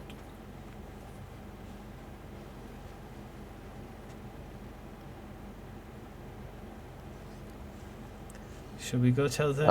As you leave, you're able to. We'll say you're able to conveyor belt the bodies across with some help from your friends, and deliver them towards the dockside. Well,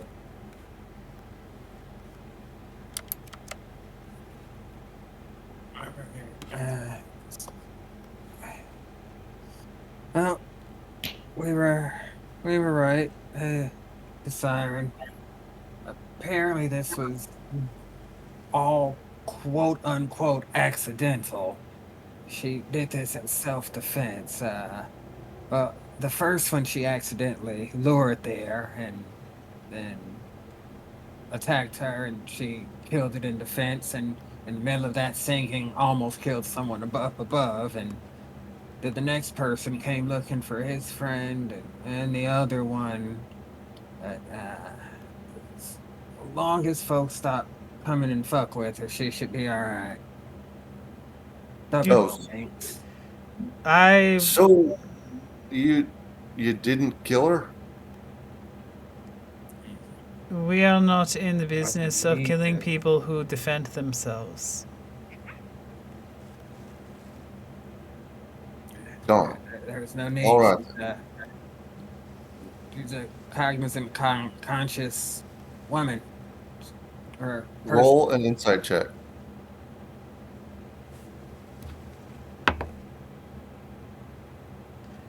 Uh, 19 for a. that's a Are we good all- old-fashioned 8. We're all there right now, right? As they're like Yeah. delivering the bodies and stuff. Yeah, I'd say so. Could I also roll an inside check? Okay. That was a 19 for a. I had a dirty 20. I got a 13. With a dirty 20, you get the clear idea that this guy is disappointed you did not kill the I'm sorry. Okay.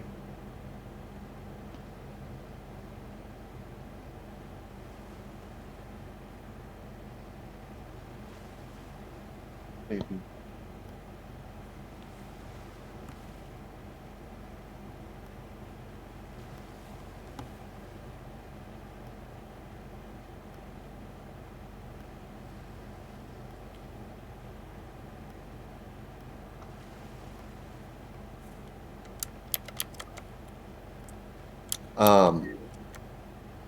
You get the sense that this guy is shorting you the gold, because, and one, he seems to know, like he acts like he knows the situation you're talking about entirely, and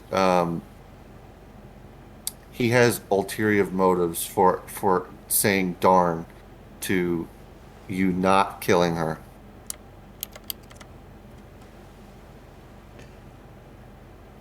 Is there some sort of problem here? And also, you are. Did you not pay us?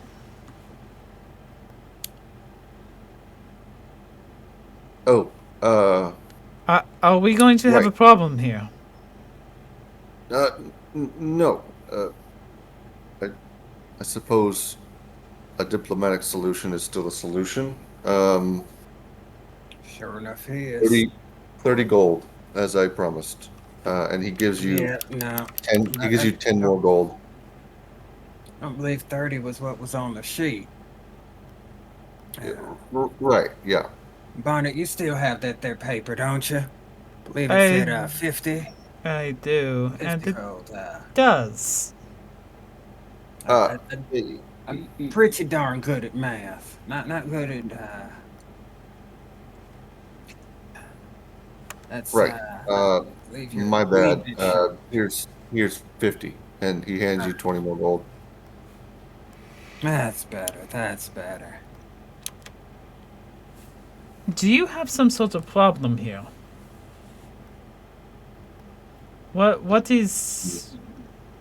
Why the game? He eyes you suspiciously, like he thinks you know something. And he says, no game, just wanted the problem solved, of course. And he rolls a horrible deception.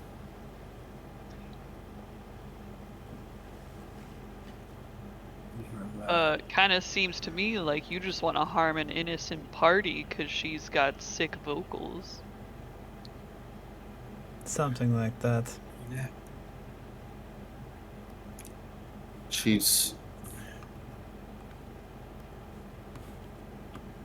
It's none of your concern. Oh, it is very Well, I much our mean, concern. We took employment from you, and we completed a job, and you first attempt to short us, and then you lie about the reasoning. You are going to tell us what it is we want to know, or we will have a problem. Roll a intimidation check with advantage because you're outnumbering him 5-1. That is do. Intimidation. I have proficiency in that, so that is a 22. Oh wait, Uh, hold on. With advantage, still a 22. he caves and he says, "There's a bounty on her head. I was gonna have you clear her out, and I was gonna go grab the body." There's. You could have led with that. Why? Why is there a bounty on her head? She killed some hunter and then some fishermen. I've been logging all the people that go in there, so I've just been stacking up her bounty number this whole time. So you were feeding people to death. knowingly watching them go after this creature and seeing no one return. I was putting bounties on her head. I was But the job posting wasn't a bounty. It was to find missing fishermen who were never missing because you knew exactly where they were, where they had been sent. You see an air of dread come across his face as he realizes he's been got.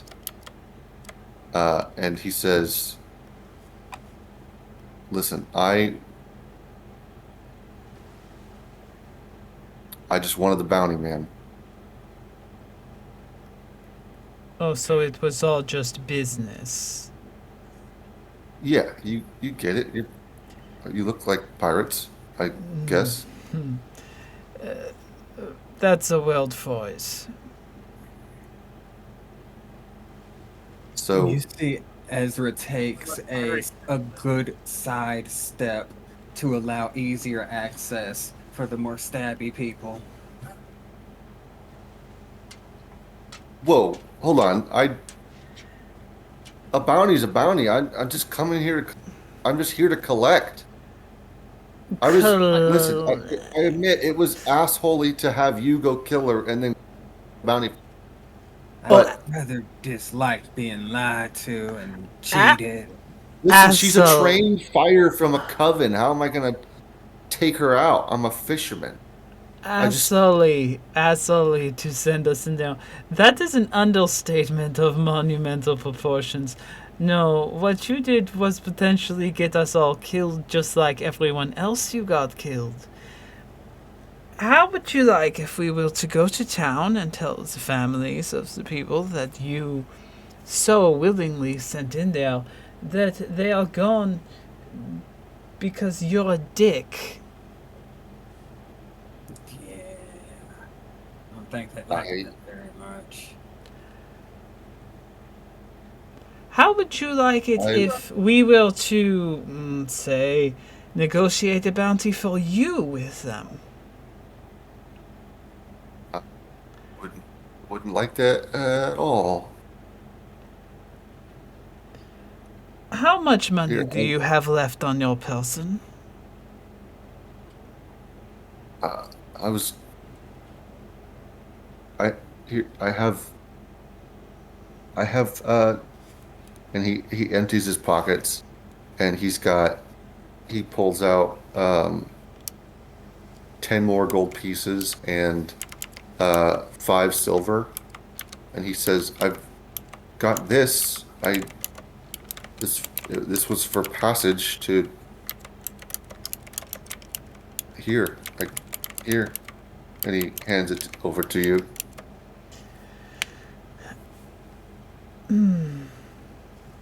That was not enough. Is he wearing anything valuable? He has a silver band on his arm. This is a I haven't actually I have a description for him. This is a gnome man. Um, Oh, so we're all just towering over this Yeah, poor we're just man. circling him. yes, Like, you've been towering over him for quite a bro, while. what a bold fucking move for him, though, by the way. Right? Yeah, like, what? You've seen us, right? Like, why would you try and.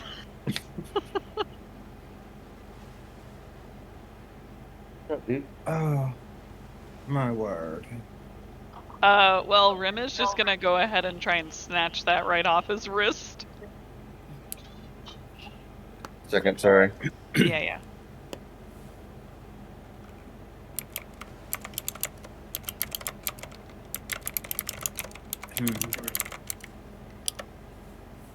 Okay. About how much longer do you think we'll be in town? A few more days or so? Hours? No, he said he was going to book passage. I wonder. I wonder if we might not take that passage. I love how she completely freaks out and then knocks back asleep. Maybe she had a bad dream. Aww.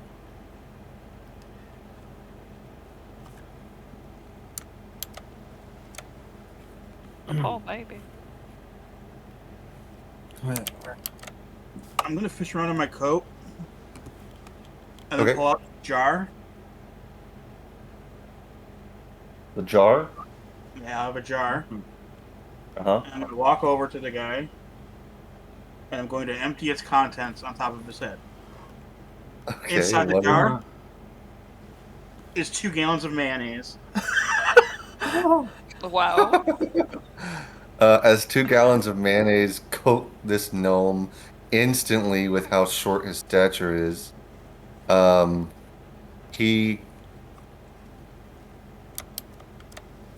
starts to wipe it off his arms and says,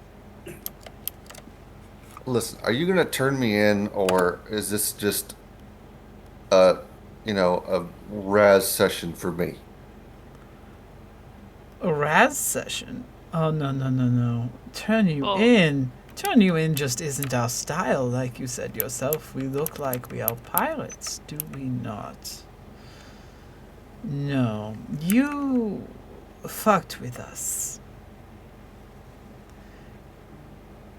People do not fuck with us. I'd like you to know I had a weapon gestulated in my general direction. Usually I kill the person when they do that. And Bonnie's This gonna hurt. take a step closer to him, making sure that if he backs up, he's backing towards the crevice where everyone jumped. He inches towards the crevice and says, "Oh, sorry, the people didn't jump. They almost." Wait, what? They didn't die? Yeah. I think only the 3 fishermen got 86th. The Oh, I rest thought of they them all were died. nearby I was like, cases. jeez. People were being chanted towards the edge, but not off the edge. Yeah, they got snatched back. I feel like I'm butchering sirens. I'm trying to do right by the species. Sorry. Oh no, you're doing just fine. Yeah. Bonnie's just pissed off at this guy. Now, And As he inches towards the edge, covered in mayonnaise, he he looks up at you and he turns around and looks back at the edge. I could get you. Look, we could collect a bounty together. like more gold or something. I don't. You can have my boat. Oh, you have a boat. What kind I of... have a boat. It's Hmm. Well, I don't think we want a boat. We want a ship. it holds like I don't know, like 10 or so people. You could just take the boat. I it's it, there's a deed in Certainly the could. captain's quarters somewhere. You can grab the boat. Just don't shove me off the edge, please. Where is the boat? What is its It's name? it's right down by the dock. Its name is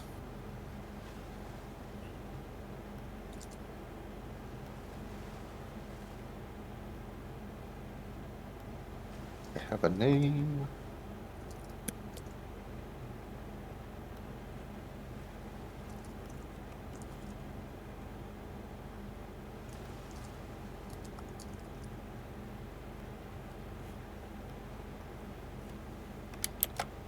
His boat is called. Sorry, one second. What's up, baby? There you go. Good night.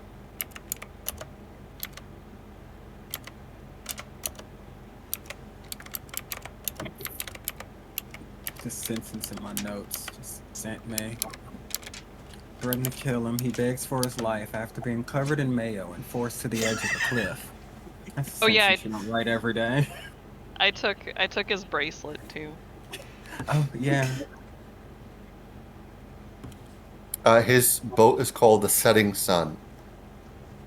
The Setting Sun. It's called the Setting Sun. It's down on the docks, about 2 piers over from the eastern side of the dock. The southern side of the dock.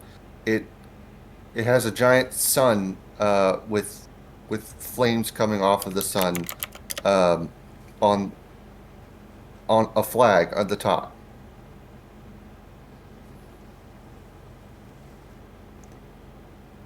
And what is your name? Treus Heron. Trace Heron. Why are you here? Look, I can say that I sold you the boat for I don't know 10 gold, and it'll be official. All I got to do is sign the papers. You know we're not giving you 10 gold though, right? I already gave you 10. I guess I gave you 10 gold. Listen, I think what we ought to do is go get them papers and let Sure, this one let's go. Let's go. disappear, Those papers. vanish, and away from our sight before one of you changes your mind and decide he's better off.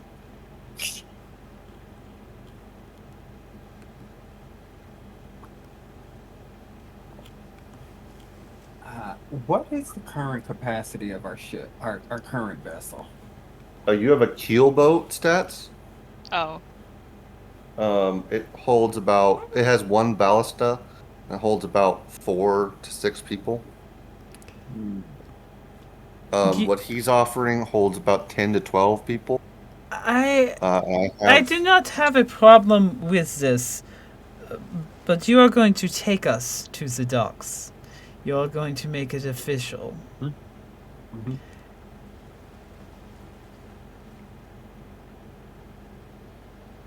And if you fuck us, you will wish you had jumped into the crevice.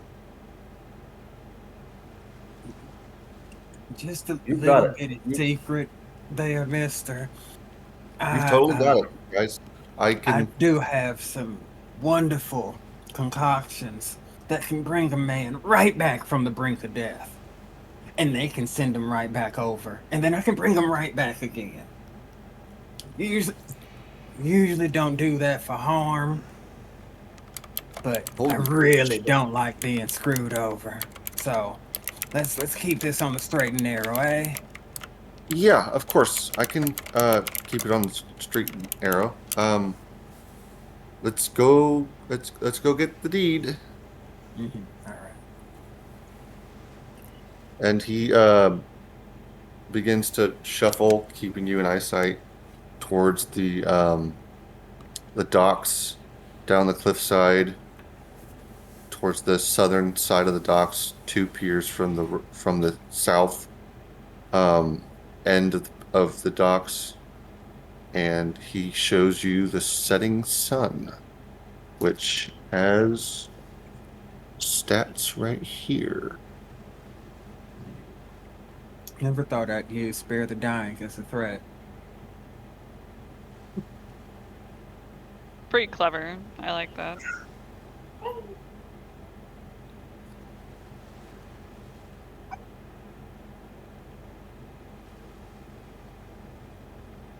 He's still covering me now because I can't change the jug to another thing until tomorrow.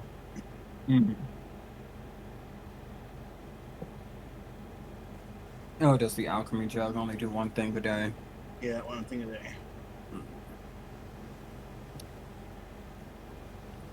Beep boop You bop. don't 1 remember second. if I said it. I think I mentioned it, but the items that I infused were the some goggles of night and rope of climbing. No, I have a rope of climbing as well, but I don't have it made. I can make it, but I don't have one made. I might switch it to something else then. We already have a rope of climbing. Next long rest, I'll change it. I had a boat. 1 second. You're allowed to Sorry. make 2 things at a time. Only 2 things can be around at a time that you make. So when you make a third thing, the first thing you made goes away. Right. Perhaps I had it on my phone. Sorry, guys. So if I make a third thing, actually the walkie-talkies will go away. Because that's what I made first.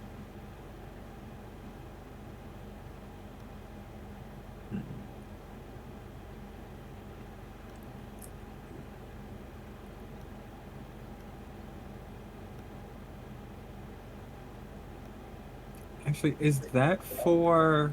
I think that rule is for the magical tinkering.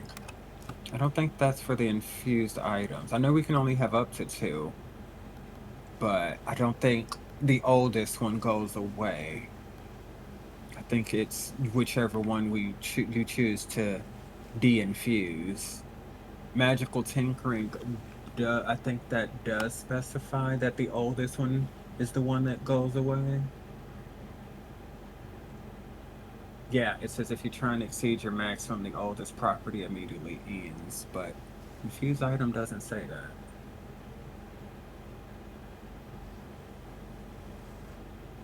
Oh, no, I see it. I see it. Never mind, I take that back.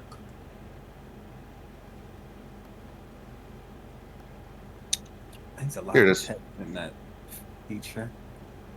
So this boat is about 65 feet long. Based off of your experience with various pirating and sailing and whatnot, you would see that the boat probably gets around like 40 miles a day, 6 miles an hour, up to its if it's going full blast. And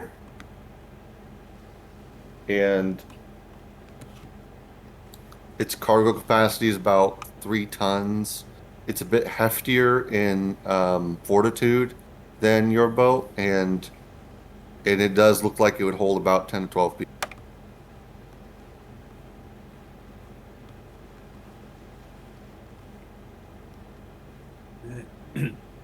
Not too shabby at all. Yeah, the captain's quarters is right down here. I can get. I'm gonna go get the deed. Or someone want to come with me? Yeah, I'll like go with you, man.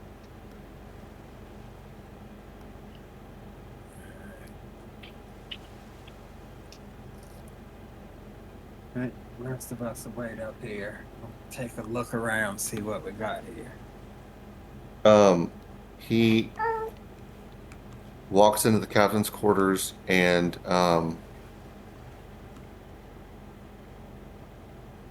goes into his desk near the front of the ship with some glass panes behind the chairs, his captain's chair, and begins to pilfer through the drawers to find the deed. Roll me a perception check, Rim.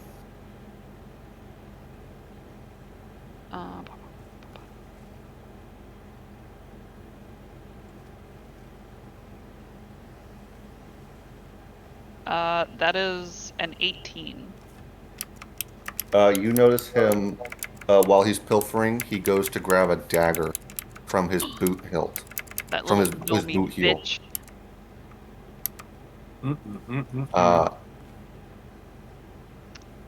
Okay. What do you do? Sorry, is he doing anything else? Yeah, he looks like he's about to go grab for the dagger. Do you want to do something in that time, or do you want to react accordingly? Yeah, does it have to be like an actual reaction? Because I don't have like a... Well, I guess it would be an opportunity attack, right? Kind of.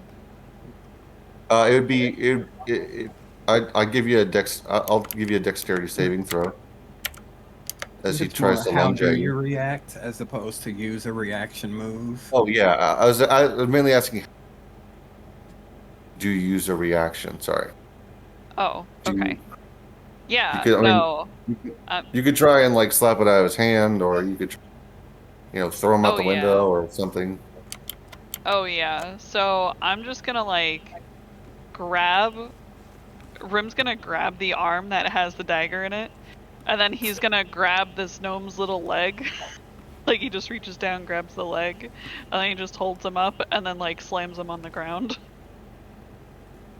You all hear the commotion of clattering to the ground, a dagger and a gnome, as they both smash into the ground violently, as Rim has subdued this gnome, and he says, "Listen, it's my only livelihood is this. Get you gotta understand. I was trying to, keep from it getting out of my hands." Bro, I just like want to know what you're on, cause like look at you. like Look at you. I'm Look at you. I'm now not look at really me. sure what you Look were back at you. thinking. Then look at me. How you like that? Like, sir. Reconsider. And then Rim just like casually pulls out that magical blowtorch that he got in the first session, and he lights it. He says, "Whoa, what the fuck is that? Holy shit! The deed, it's right there. The deed, it's on the table now. You can just grab it. Find it right." Because time has nothing on me.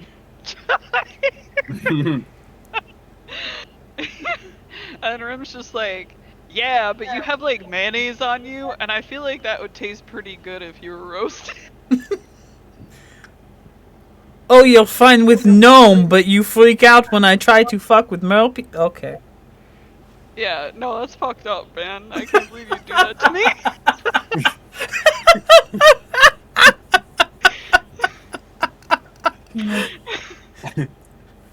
It's only because he's like a part fish person. Like that's the only reason he cares. Like, it's like, I'm going to assume he did something stupid. yeah, he like tried to stab me. Do you believe that? Sir, what were you going to do? Attack his ankle? Little ankle shanker. Jeez. You're gonna shank him and jump out the window, okay? Where were you going to go? The rest of us were all out there. Yeah. How far in advance do you think? How many seconds? Yeah, like we were just gonna let you go, man. Like, what is wrong with you? We're literally going to let you go. You do realize you're not getting off the boat, right? Fuck, You man. do understand that, right? We could, You were you know. seconds from walking out of here. Seconds. If we want to be nice, we can like take him to It's the a middle nice of the dagger. ocean You and can, just you drop can him have in the the water. dagger. You are not Ezra understanding. grabs a rope. No, go ahead. You're not comprehending anything about. Do you not understand the position you have put yourself in?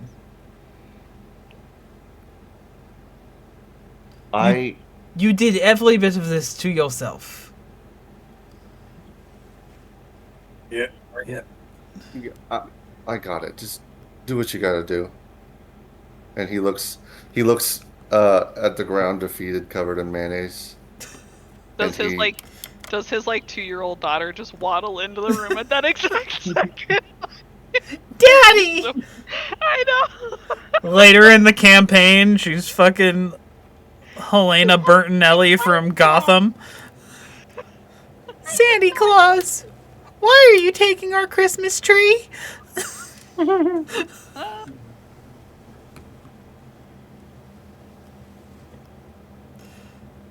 So what do you do? Well, first, Rimmel grabbed the deed to the boat and immediately hand it to Ezra to keep in his shell. Yeah. This needs to be signed, doesn't it? Yeah. I just need the quill over there on the desk. Let's see. Sounds great. And then Bonnie is gonna. Which hand do you write with? Oh, yeah. I write with my right. You can just put it in my right hand. Marvelous. Bonnie grabs his left hand and stabs the quill through it.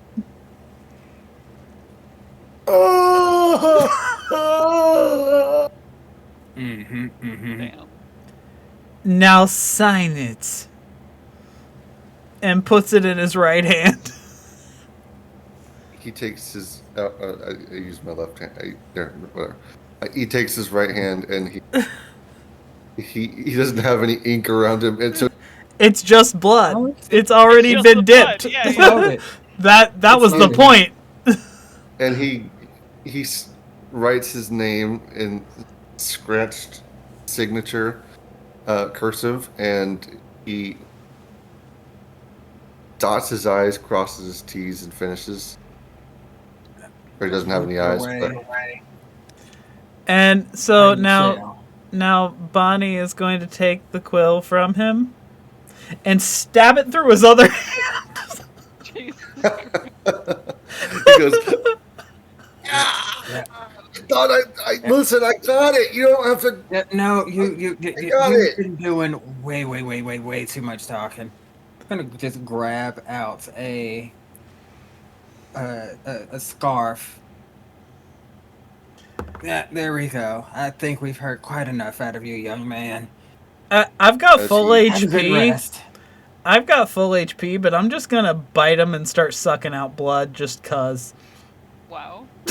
As his blood starts to siphon out of his neck and his color starts to drain.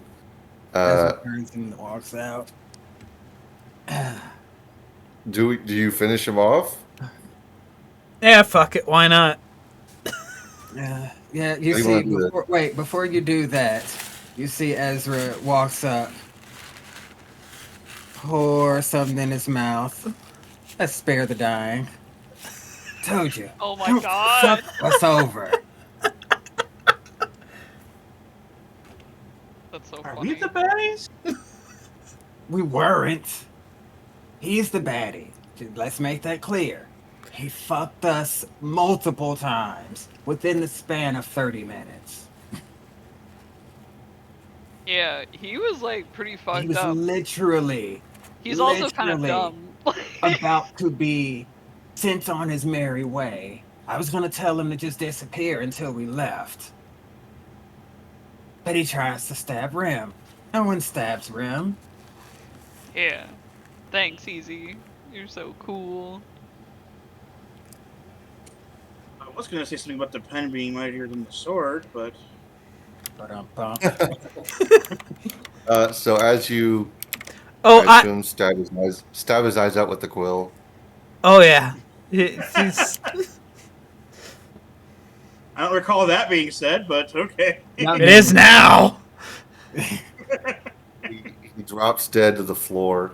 You now have a dead gnome and fully souped up new boat. Okay, so I'm going to find some spare bit of plank signage and rope around if there's anything on this boat. The Ezra just pulls out a blanket. I'm gonna find some. You got digitation. We need to do some cleanup here. Do we Yeah. do we have any rope and any like plankage on this boat? Like, is there something there's easy to plenty of- find? There's plenty of spare rope and plankage on this boat. Okay, You find the plankage in the sort of storage area on the bottom cabin, and is and you find rope just strewn about on the top side. and as jagged a hand as she possibly can. Bonnie is going to take whatever paint, tar, whatever is around that will make a mark on the plankage and scrawl the words "I angered Bonnie Fenn" on the plankage, tie it around the guy's neck, take him to the edge of the boat and throw him onto the dock. Oh my god. As you I was gonna put eat this- that. As you put this warning out for the dockmen and people alike, you roll an intimidation check. Against the entire city. Nat Right. 20. Are you Holy kidding me? shit, are you serious? No. Oh What the my fuck? god. The name Bonnie Finn is now revealed in Shemayon. When people will know when they hear you in Shemayon.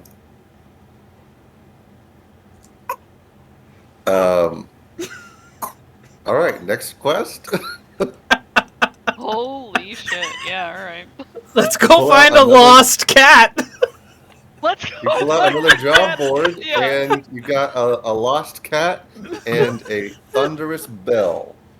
But no, really, does anyone know prestidigitation? If we leave this, it's kind of stain and stink.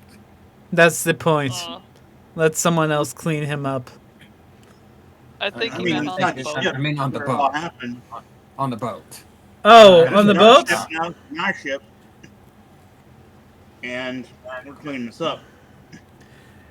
I would like to take this opportunity to sell both boats for a bigger boat than both of them. You know what? That's a smart idea too. Whoa, yeah. Now, that's the bigger great. the boat, the more crew you're going to need to start manning it. True. Assuming it's too big for your crew, that is. What is the biggest thing that a crew of 5 can handle? Let me double check. 5 and a blink dog. I'm gonna dog. Yeah. 5 and a blinky. He's still a pup, so we got like a year before that thing's going to be able to reliably do anything. I mean, you know, it's hard enough trying to get him to stay in one position. Thankfully, it's just been localized to different areas of the different pockets within Makot. He's popping around every now and again. Whoop, right up here. There you go. Hey there.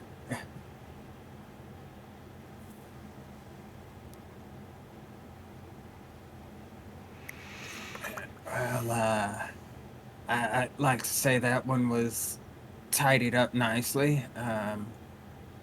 We solved the siren issue. There'll definitely be Yep. no one else sent to attack her, so she won't have to sing anymore. No one else will be heading to the cliff's edge. So I'd say that was a job well done, gang. Good job, good job. We're on a roll today with these quests, man. We are. I mean, new violin, new ship, new weapons. Wonder what else is next.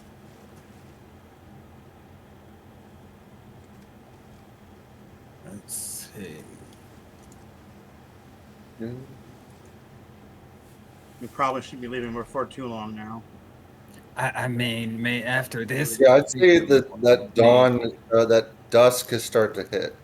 Or dusk? The nighttime is coming. And That's correct. Twilight.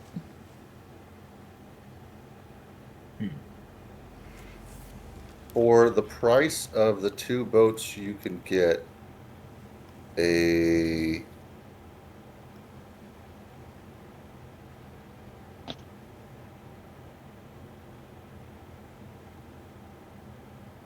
yeah. What will you do with a drunken sailor?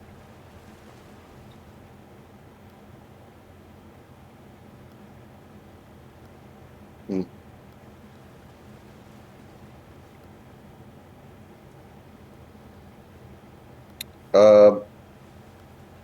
I feel like I'm wasting your time, so I'll figure that out next session. That's like that. And you'll have boats. Oh. So, if memory serves, I think we have left the brew recipe, the missing cat, the weather patterns with the bell tower. I think that was, and did we do the missing sheep already? Was that Mr. Howl at the Moon? Yeah, Yes, that was our the friend airborne. Peter. Yeah, thought so. All right. Which means we're not going to get anything for that. We're probably not even going to go and collect that, are we? Missing sheep you already collected. Are we collecting? Oh, sorry. Yes, I believe Alvin gave you 50 gold, right?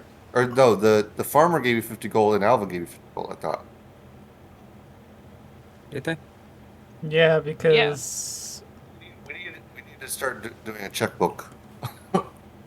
we need a party It treasurer. would be awkward to go like, "Hey, we figured out what happened to your sheep. The guy turned into a wereborn and ate it." Your friend kind of ate your sheep, man.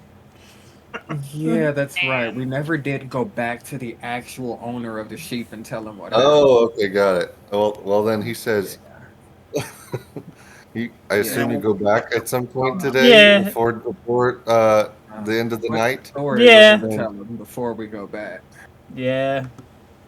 What? Sorry, what? I was going I was gonna say, what's the story before we head there? What's the story we're gonna tell him?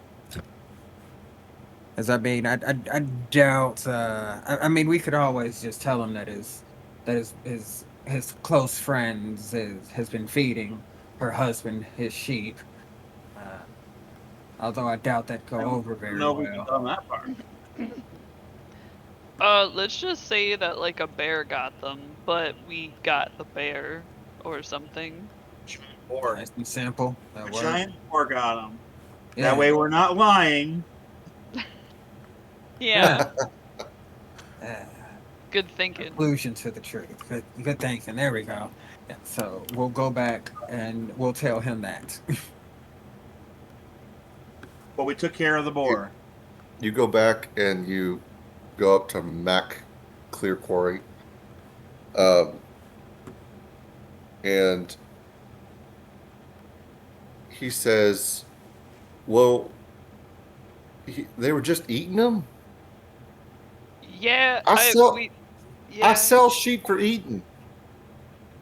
Listen, I think it had rabies. There's no sense.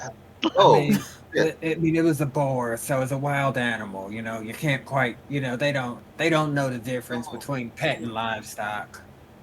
Oh, they aren't looking for the souped up sheeps. They're not. They're just looking for a sheep.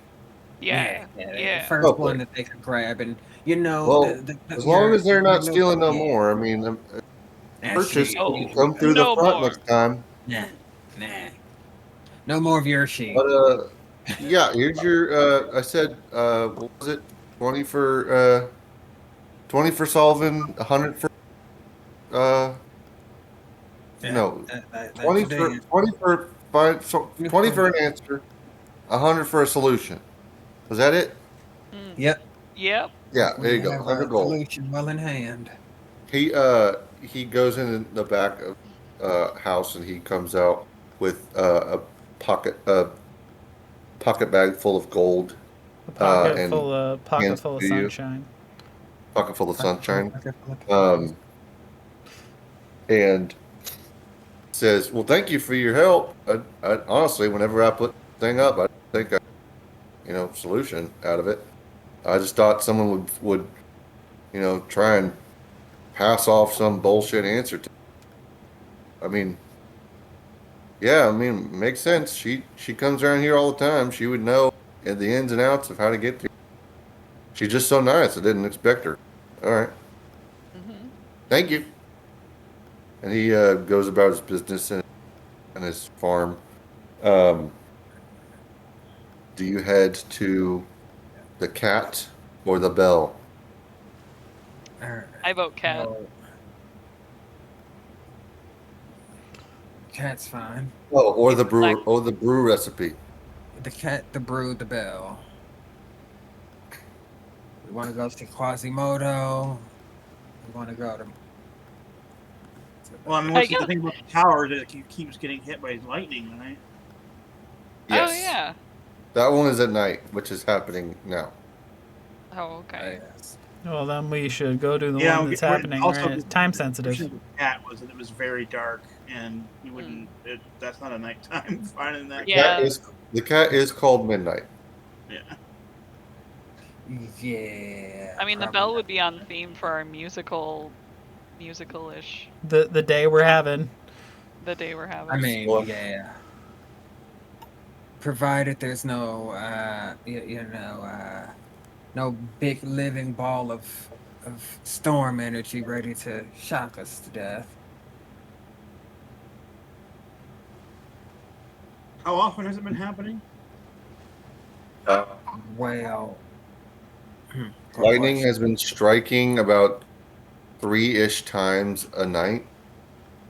Every night, Every night, yes. Is it at a specific? lightning just come. With the slightest bit of cloudy skies, and it seems to be centered on this this bell tower. From the people that have been, if we go over there and find someone near, has the shocks been happening at a specific time of night? Has anyone timed them? How far apart are the contractions? I mean, yeah.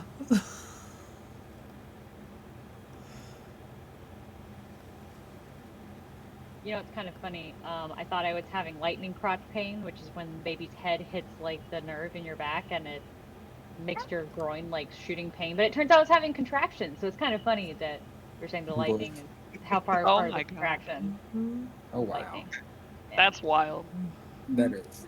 Wow. So you go up to the Selunite Bell Tower, a towering structure built centuries ago. It has a bright silver bell. Silver bells. It's been struck by lightning nightly, and it's been causing. I'm sorry. What's that, bud? It's lightning time, ain't it shitty? Ring a ling. I gotta take care of her real quick. Sorry. Yeah, take care.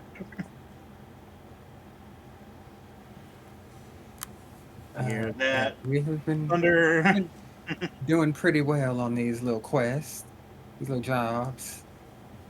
I mean, they haven't necessarily been resolved in the most straightforward of manner, but we've been That's getting Dungeons them and Dragons, done. baby. Yeah, yeah. I mean, I really wish I could have used detect thoughts on that little dwarf or gnome, should I say? I just want to know their survival instinct has to be set to -5. You Yeah, I hear know. you hear It's crickets. You wouldn't hear anything. it's set to 6 feet Yeah, under but now. yeah, yeah. Okay, so Here's the Earth. the quest Is seems to be round. given by the town scribe. A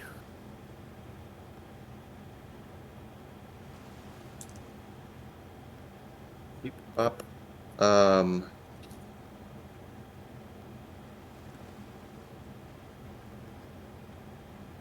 A man by the name of Gregor Hemlock. He is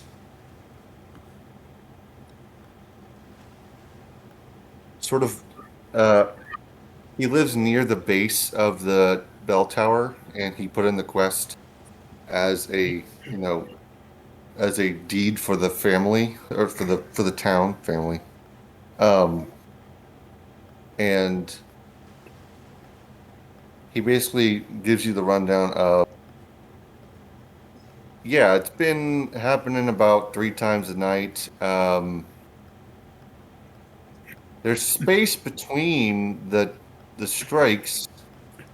They're happening, one's at the sort of beginning of night, one towards midnight, and the others towards the dawn. Uh, so yeah, I mean, if you could, you know, figure it out, we just put in a new, uh, we just put in a new parts of a bell. Sorry. Clangy piece. Right. I think it's called a clapper. Bell? Pretty A sure clapper. Right. it's a I think clapper, The it's isn't it? clapper. Clapper? It's called a clapper. Yeah, the Yeah, thing the inside the inside of middle of the the bell. bell. It's called a clapper, I Yeah. think. Little tongue in All in there. the clapper. Yeah. Yeah. The uvula. Uvula. It's a girl Uvula? bell. Yeah. Oh, so it's a girl Oh house. my god, what a reference. Jesus. That movie's so good. No, yeah,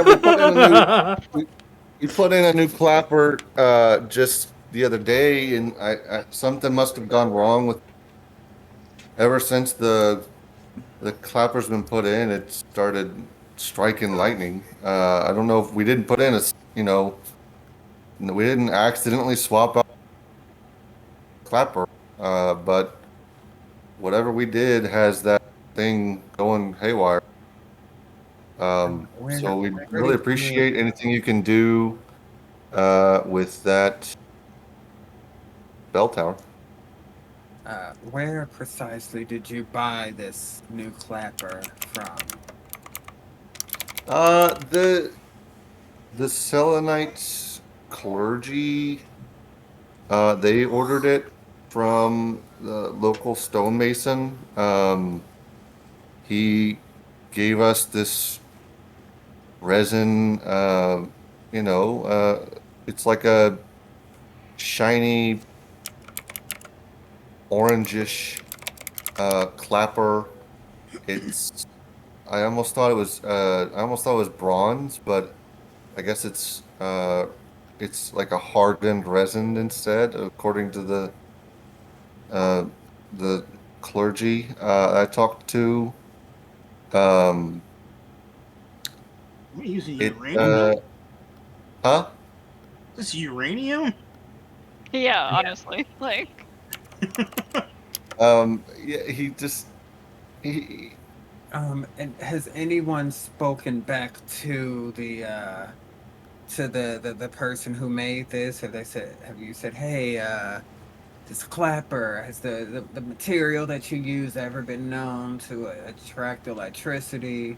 Has anyone done any questioning of the sort? Has anyone that's handled it losing hair, feeling awful ill lately? Uh, Losing teeth, anything like that? no. I mean, the guy that made it, he's just on the western side of town. He works with stone and all kinds of materials. Um, he swore up and down that this resin was going to be the new material used for clappers, and he provided it to us for a discount to try out the new material, and we did as the bargain gave, and this is what we got.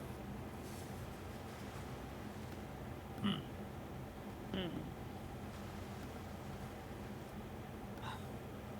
Wow.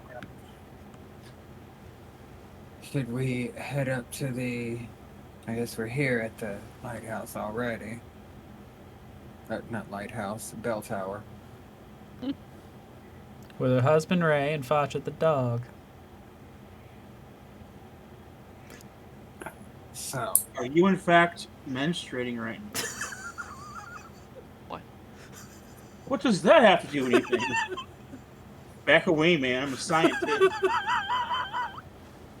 As you begin to climb up the oh, bell tower, you see some. What's up?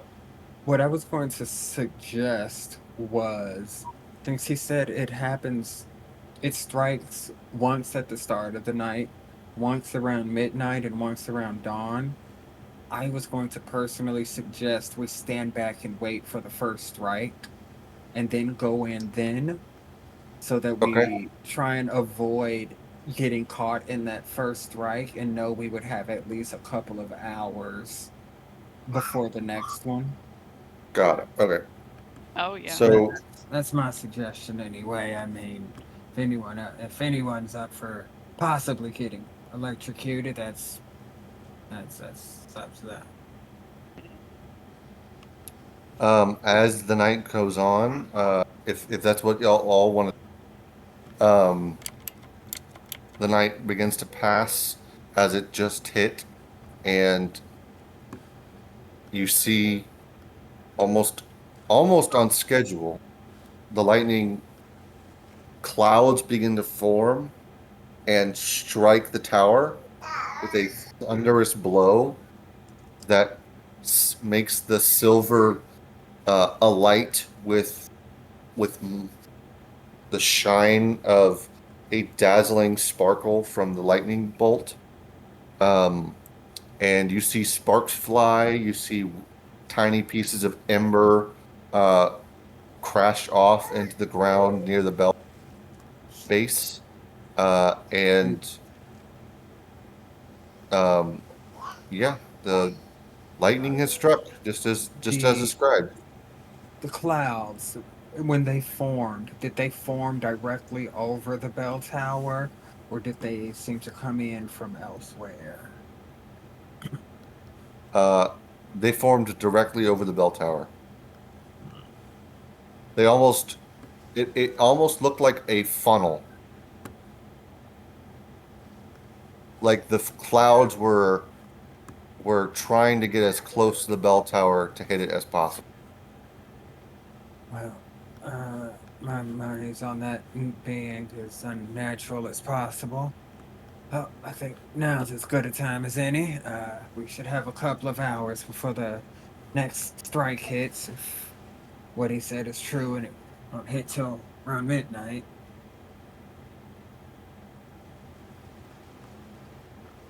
As you begin to climb the stairs of the bell tower, you see that many of them are damaged, and pieces of the planks are missing from the stairs. Uh, everyone roll I an am athletics going check once you to. climb the tower. I'll Hell help yeah. with that. I'm going I to have a grab +5 my for rope athletics. And Ezra's gonna grab his rope. He's gonna look up and go, Shibari! And it's gonna Shibari? shoot up to the ceiling and tie itself and knot. And as And soon we as can soon as use that to Ezra says climb. as soon as Ezra says that, Bonnie's gonna go.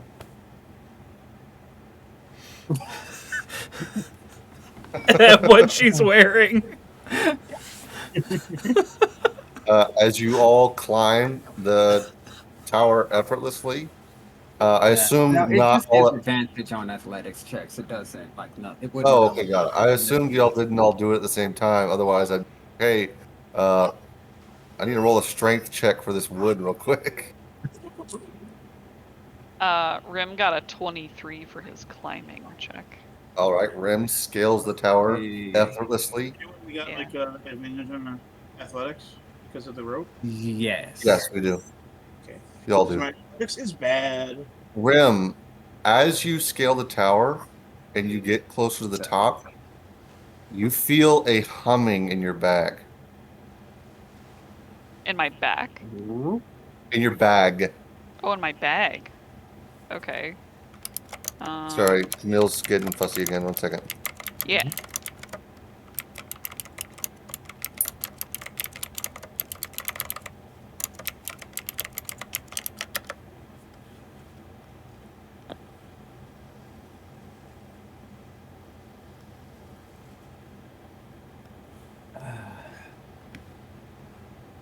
Ye old bell tower.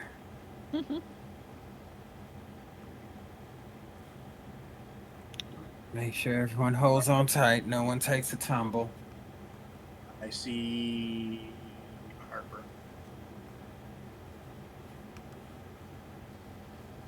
Oh, Yeah, she's she about. I woke thought back she up went to and went to go sleep. back down. She Aw. was. I got her to go back to sleep once by rubbing her back until she fell back asleep, but this time she wasn't having it. Hmm.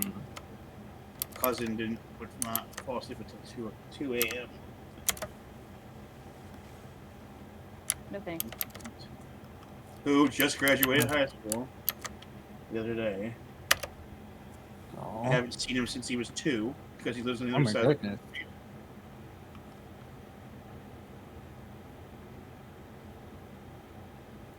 Well, that must have been a fun reunion.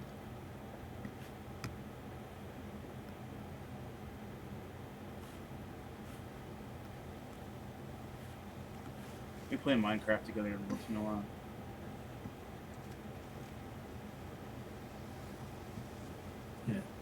It wasn't a complete separation.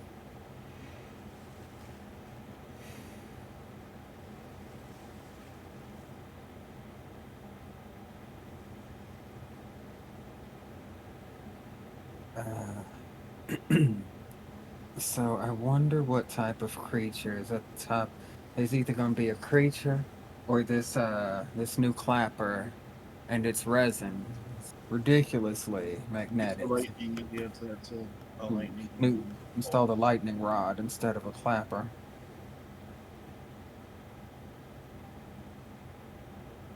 But it's also like it's doing more than that because this is the West Coast and it like never storms and they're getting 3 hits a night. I mean, this is true, and the thing is, I feel like I'm thinking it's something arcane because it's happening like clockwork every night. Oh, the misery. So I'm like, we're gonna get up here, and someone's gonna be sitting there and chanting something. I don't know, but we also need to be wrapping soon because it's after 11. So It is. I'm exhausted. I know we start late all the time. But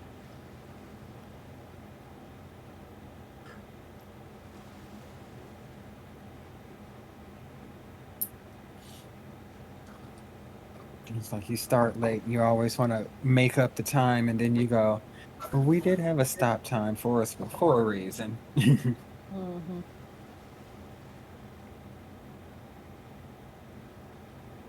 Okay, thank you for waiting. As I said, Rim, as you get to the top, something in your bag starts to hum. I look in my bag. You see that the resin you got from the incense shop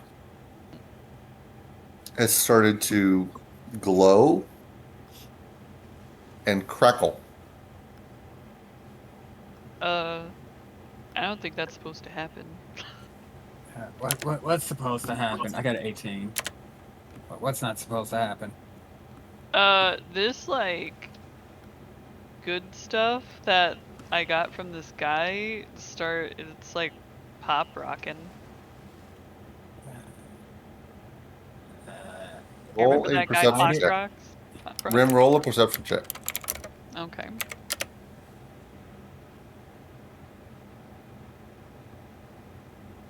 Oh, I'm gonna use my inspiration.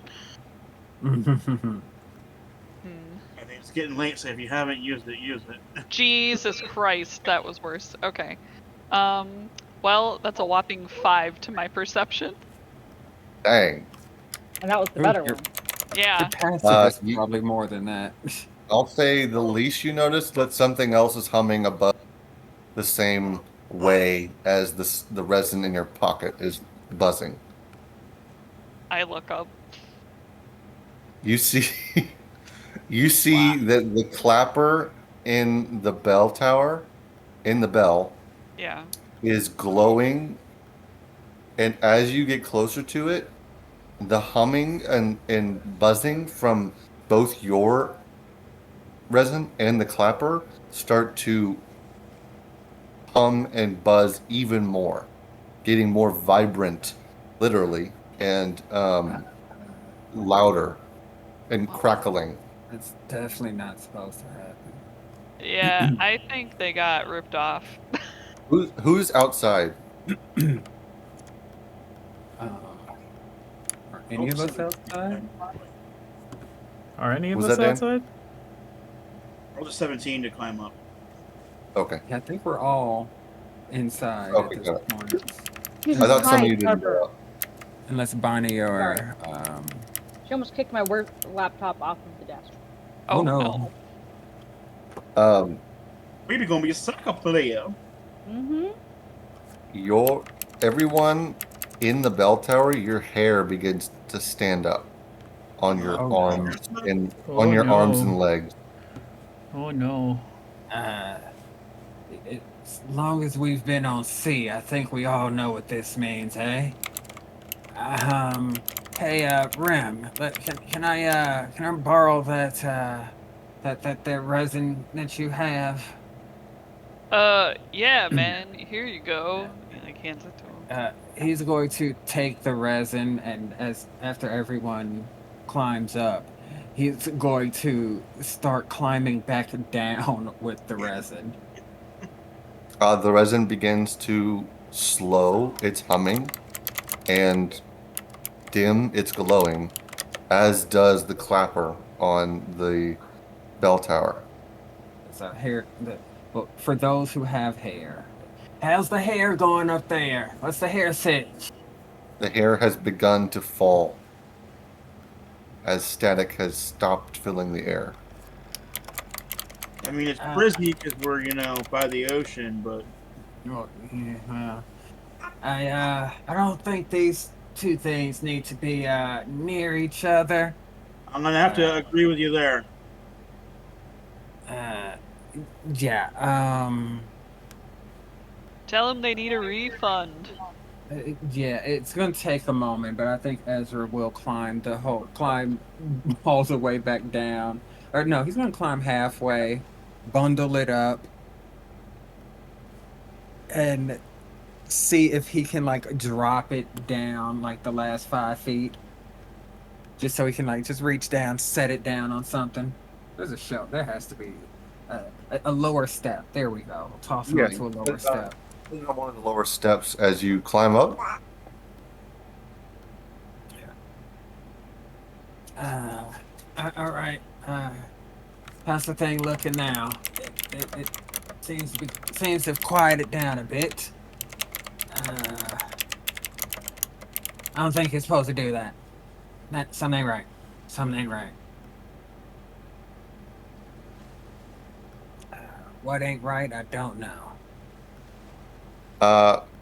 Anyone who wants to roll an Arcana check. I see. I should be good at those. I'm bad at those. Ooh, 23. I'm a plus 23. 7. Let's do it. Ooh, Jesus. work. I'm still 24, 27 on Arcana. Oh yeah. Good call. You not only do you know that this is that the same material that is currently at the bottom of the bell tower with Ezra is the same material that is in the clapper. Um, you know that it is starfire resin. Um, this is a divine chunk of resin. It is used in religious rituals and it should not be put in a clapper.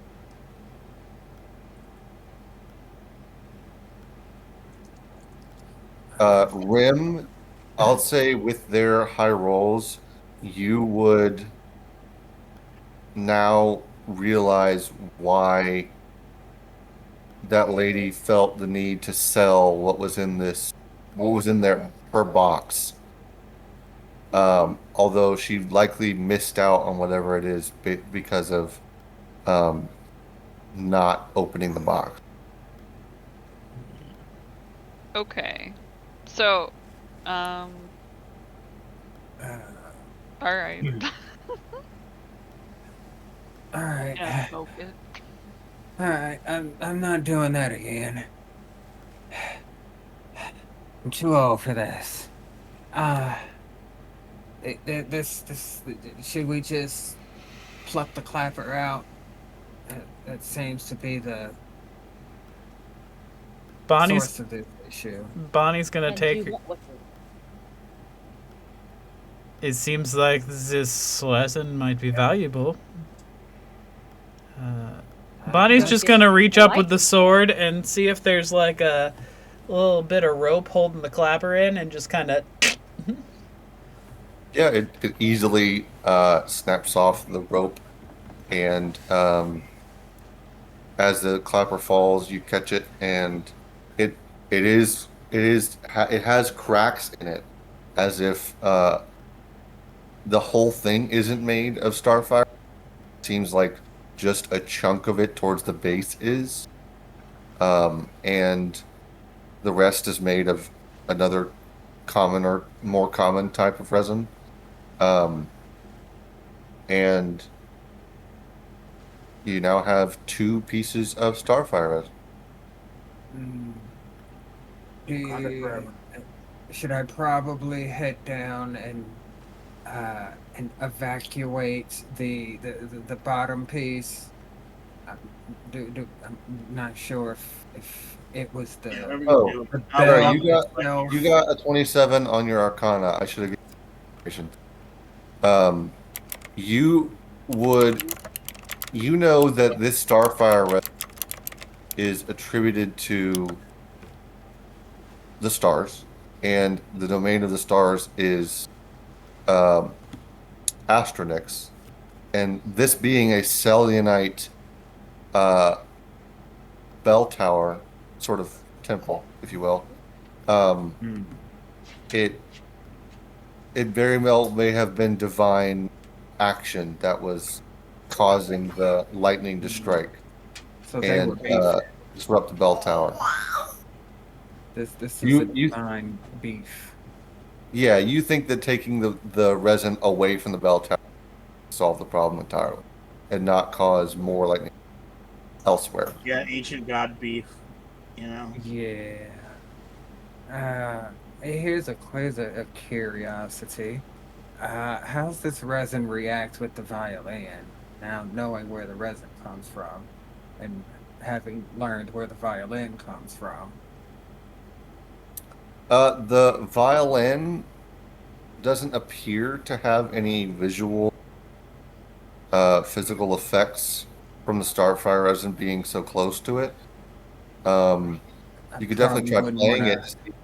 You could definitely try playing it to see if anything changes. I'm not. I'm not gonna do that because I'm not lightning resistant, so I'm not gonna attempt that theory. But I just presumed that it probably wouldn't be a good idea to use this rosin on my bow. Oh Yes. yeah. Probably be a bad idea. Probably Maybe be a it's a bad great idea. idea. You I might mean, think so. again, if someone is lightning resistant, they can test that out.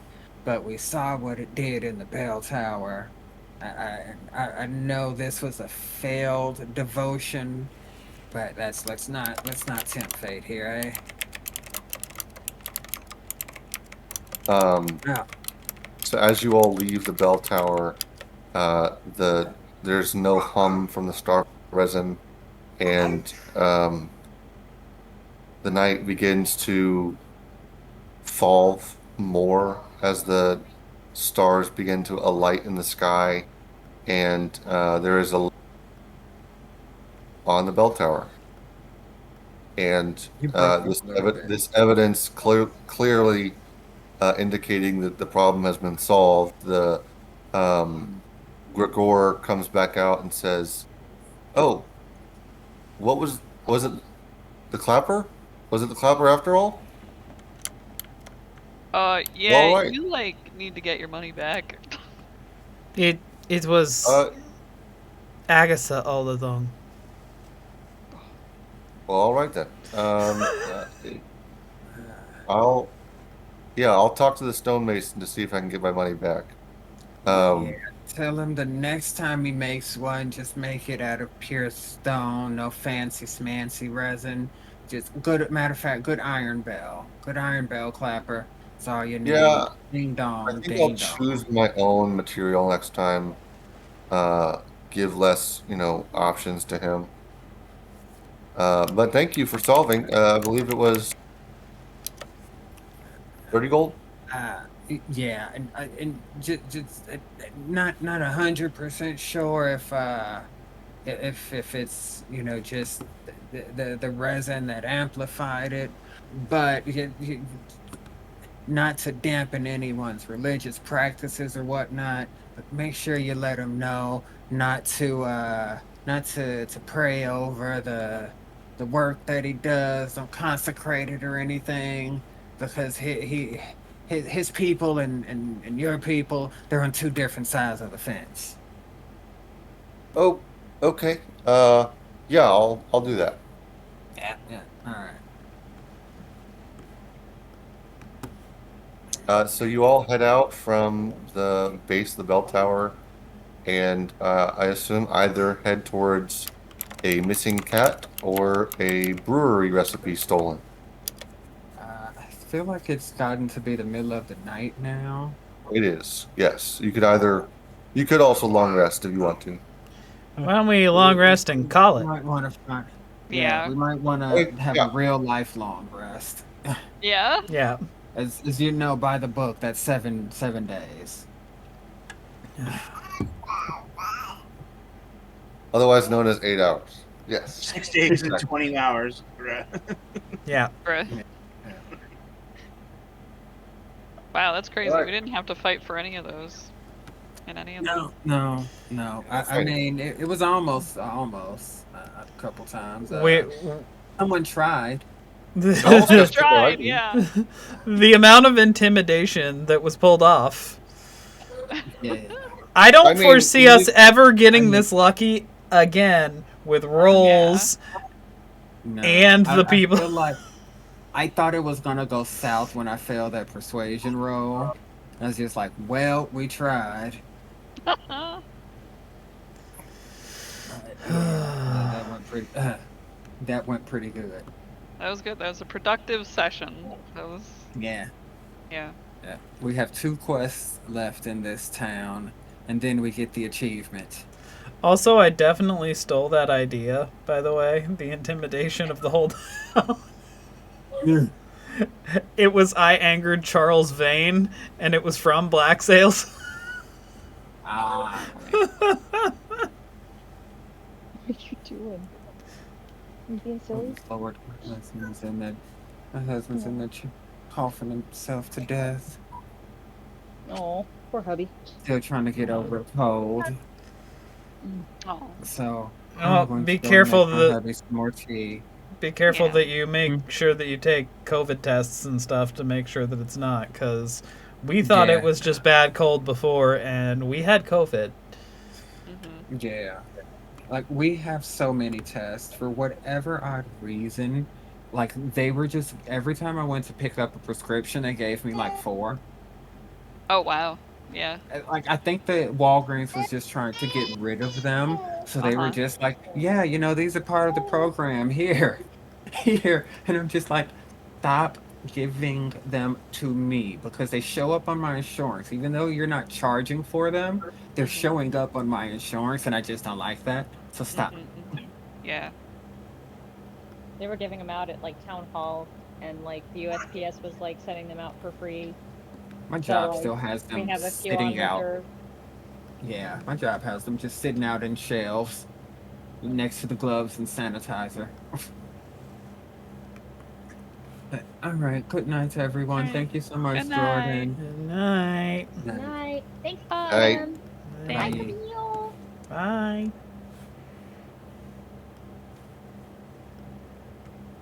It's just me, you, and me now, audience.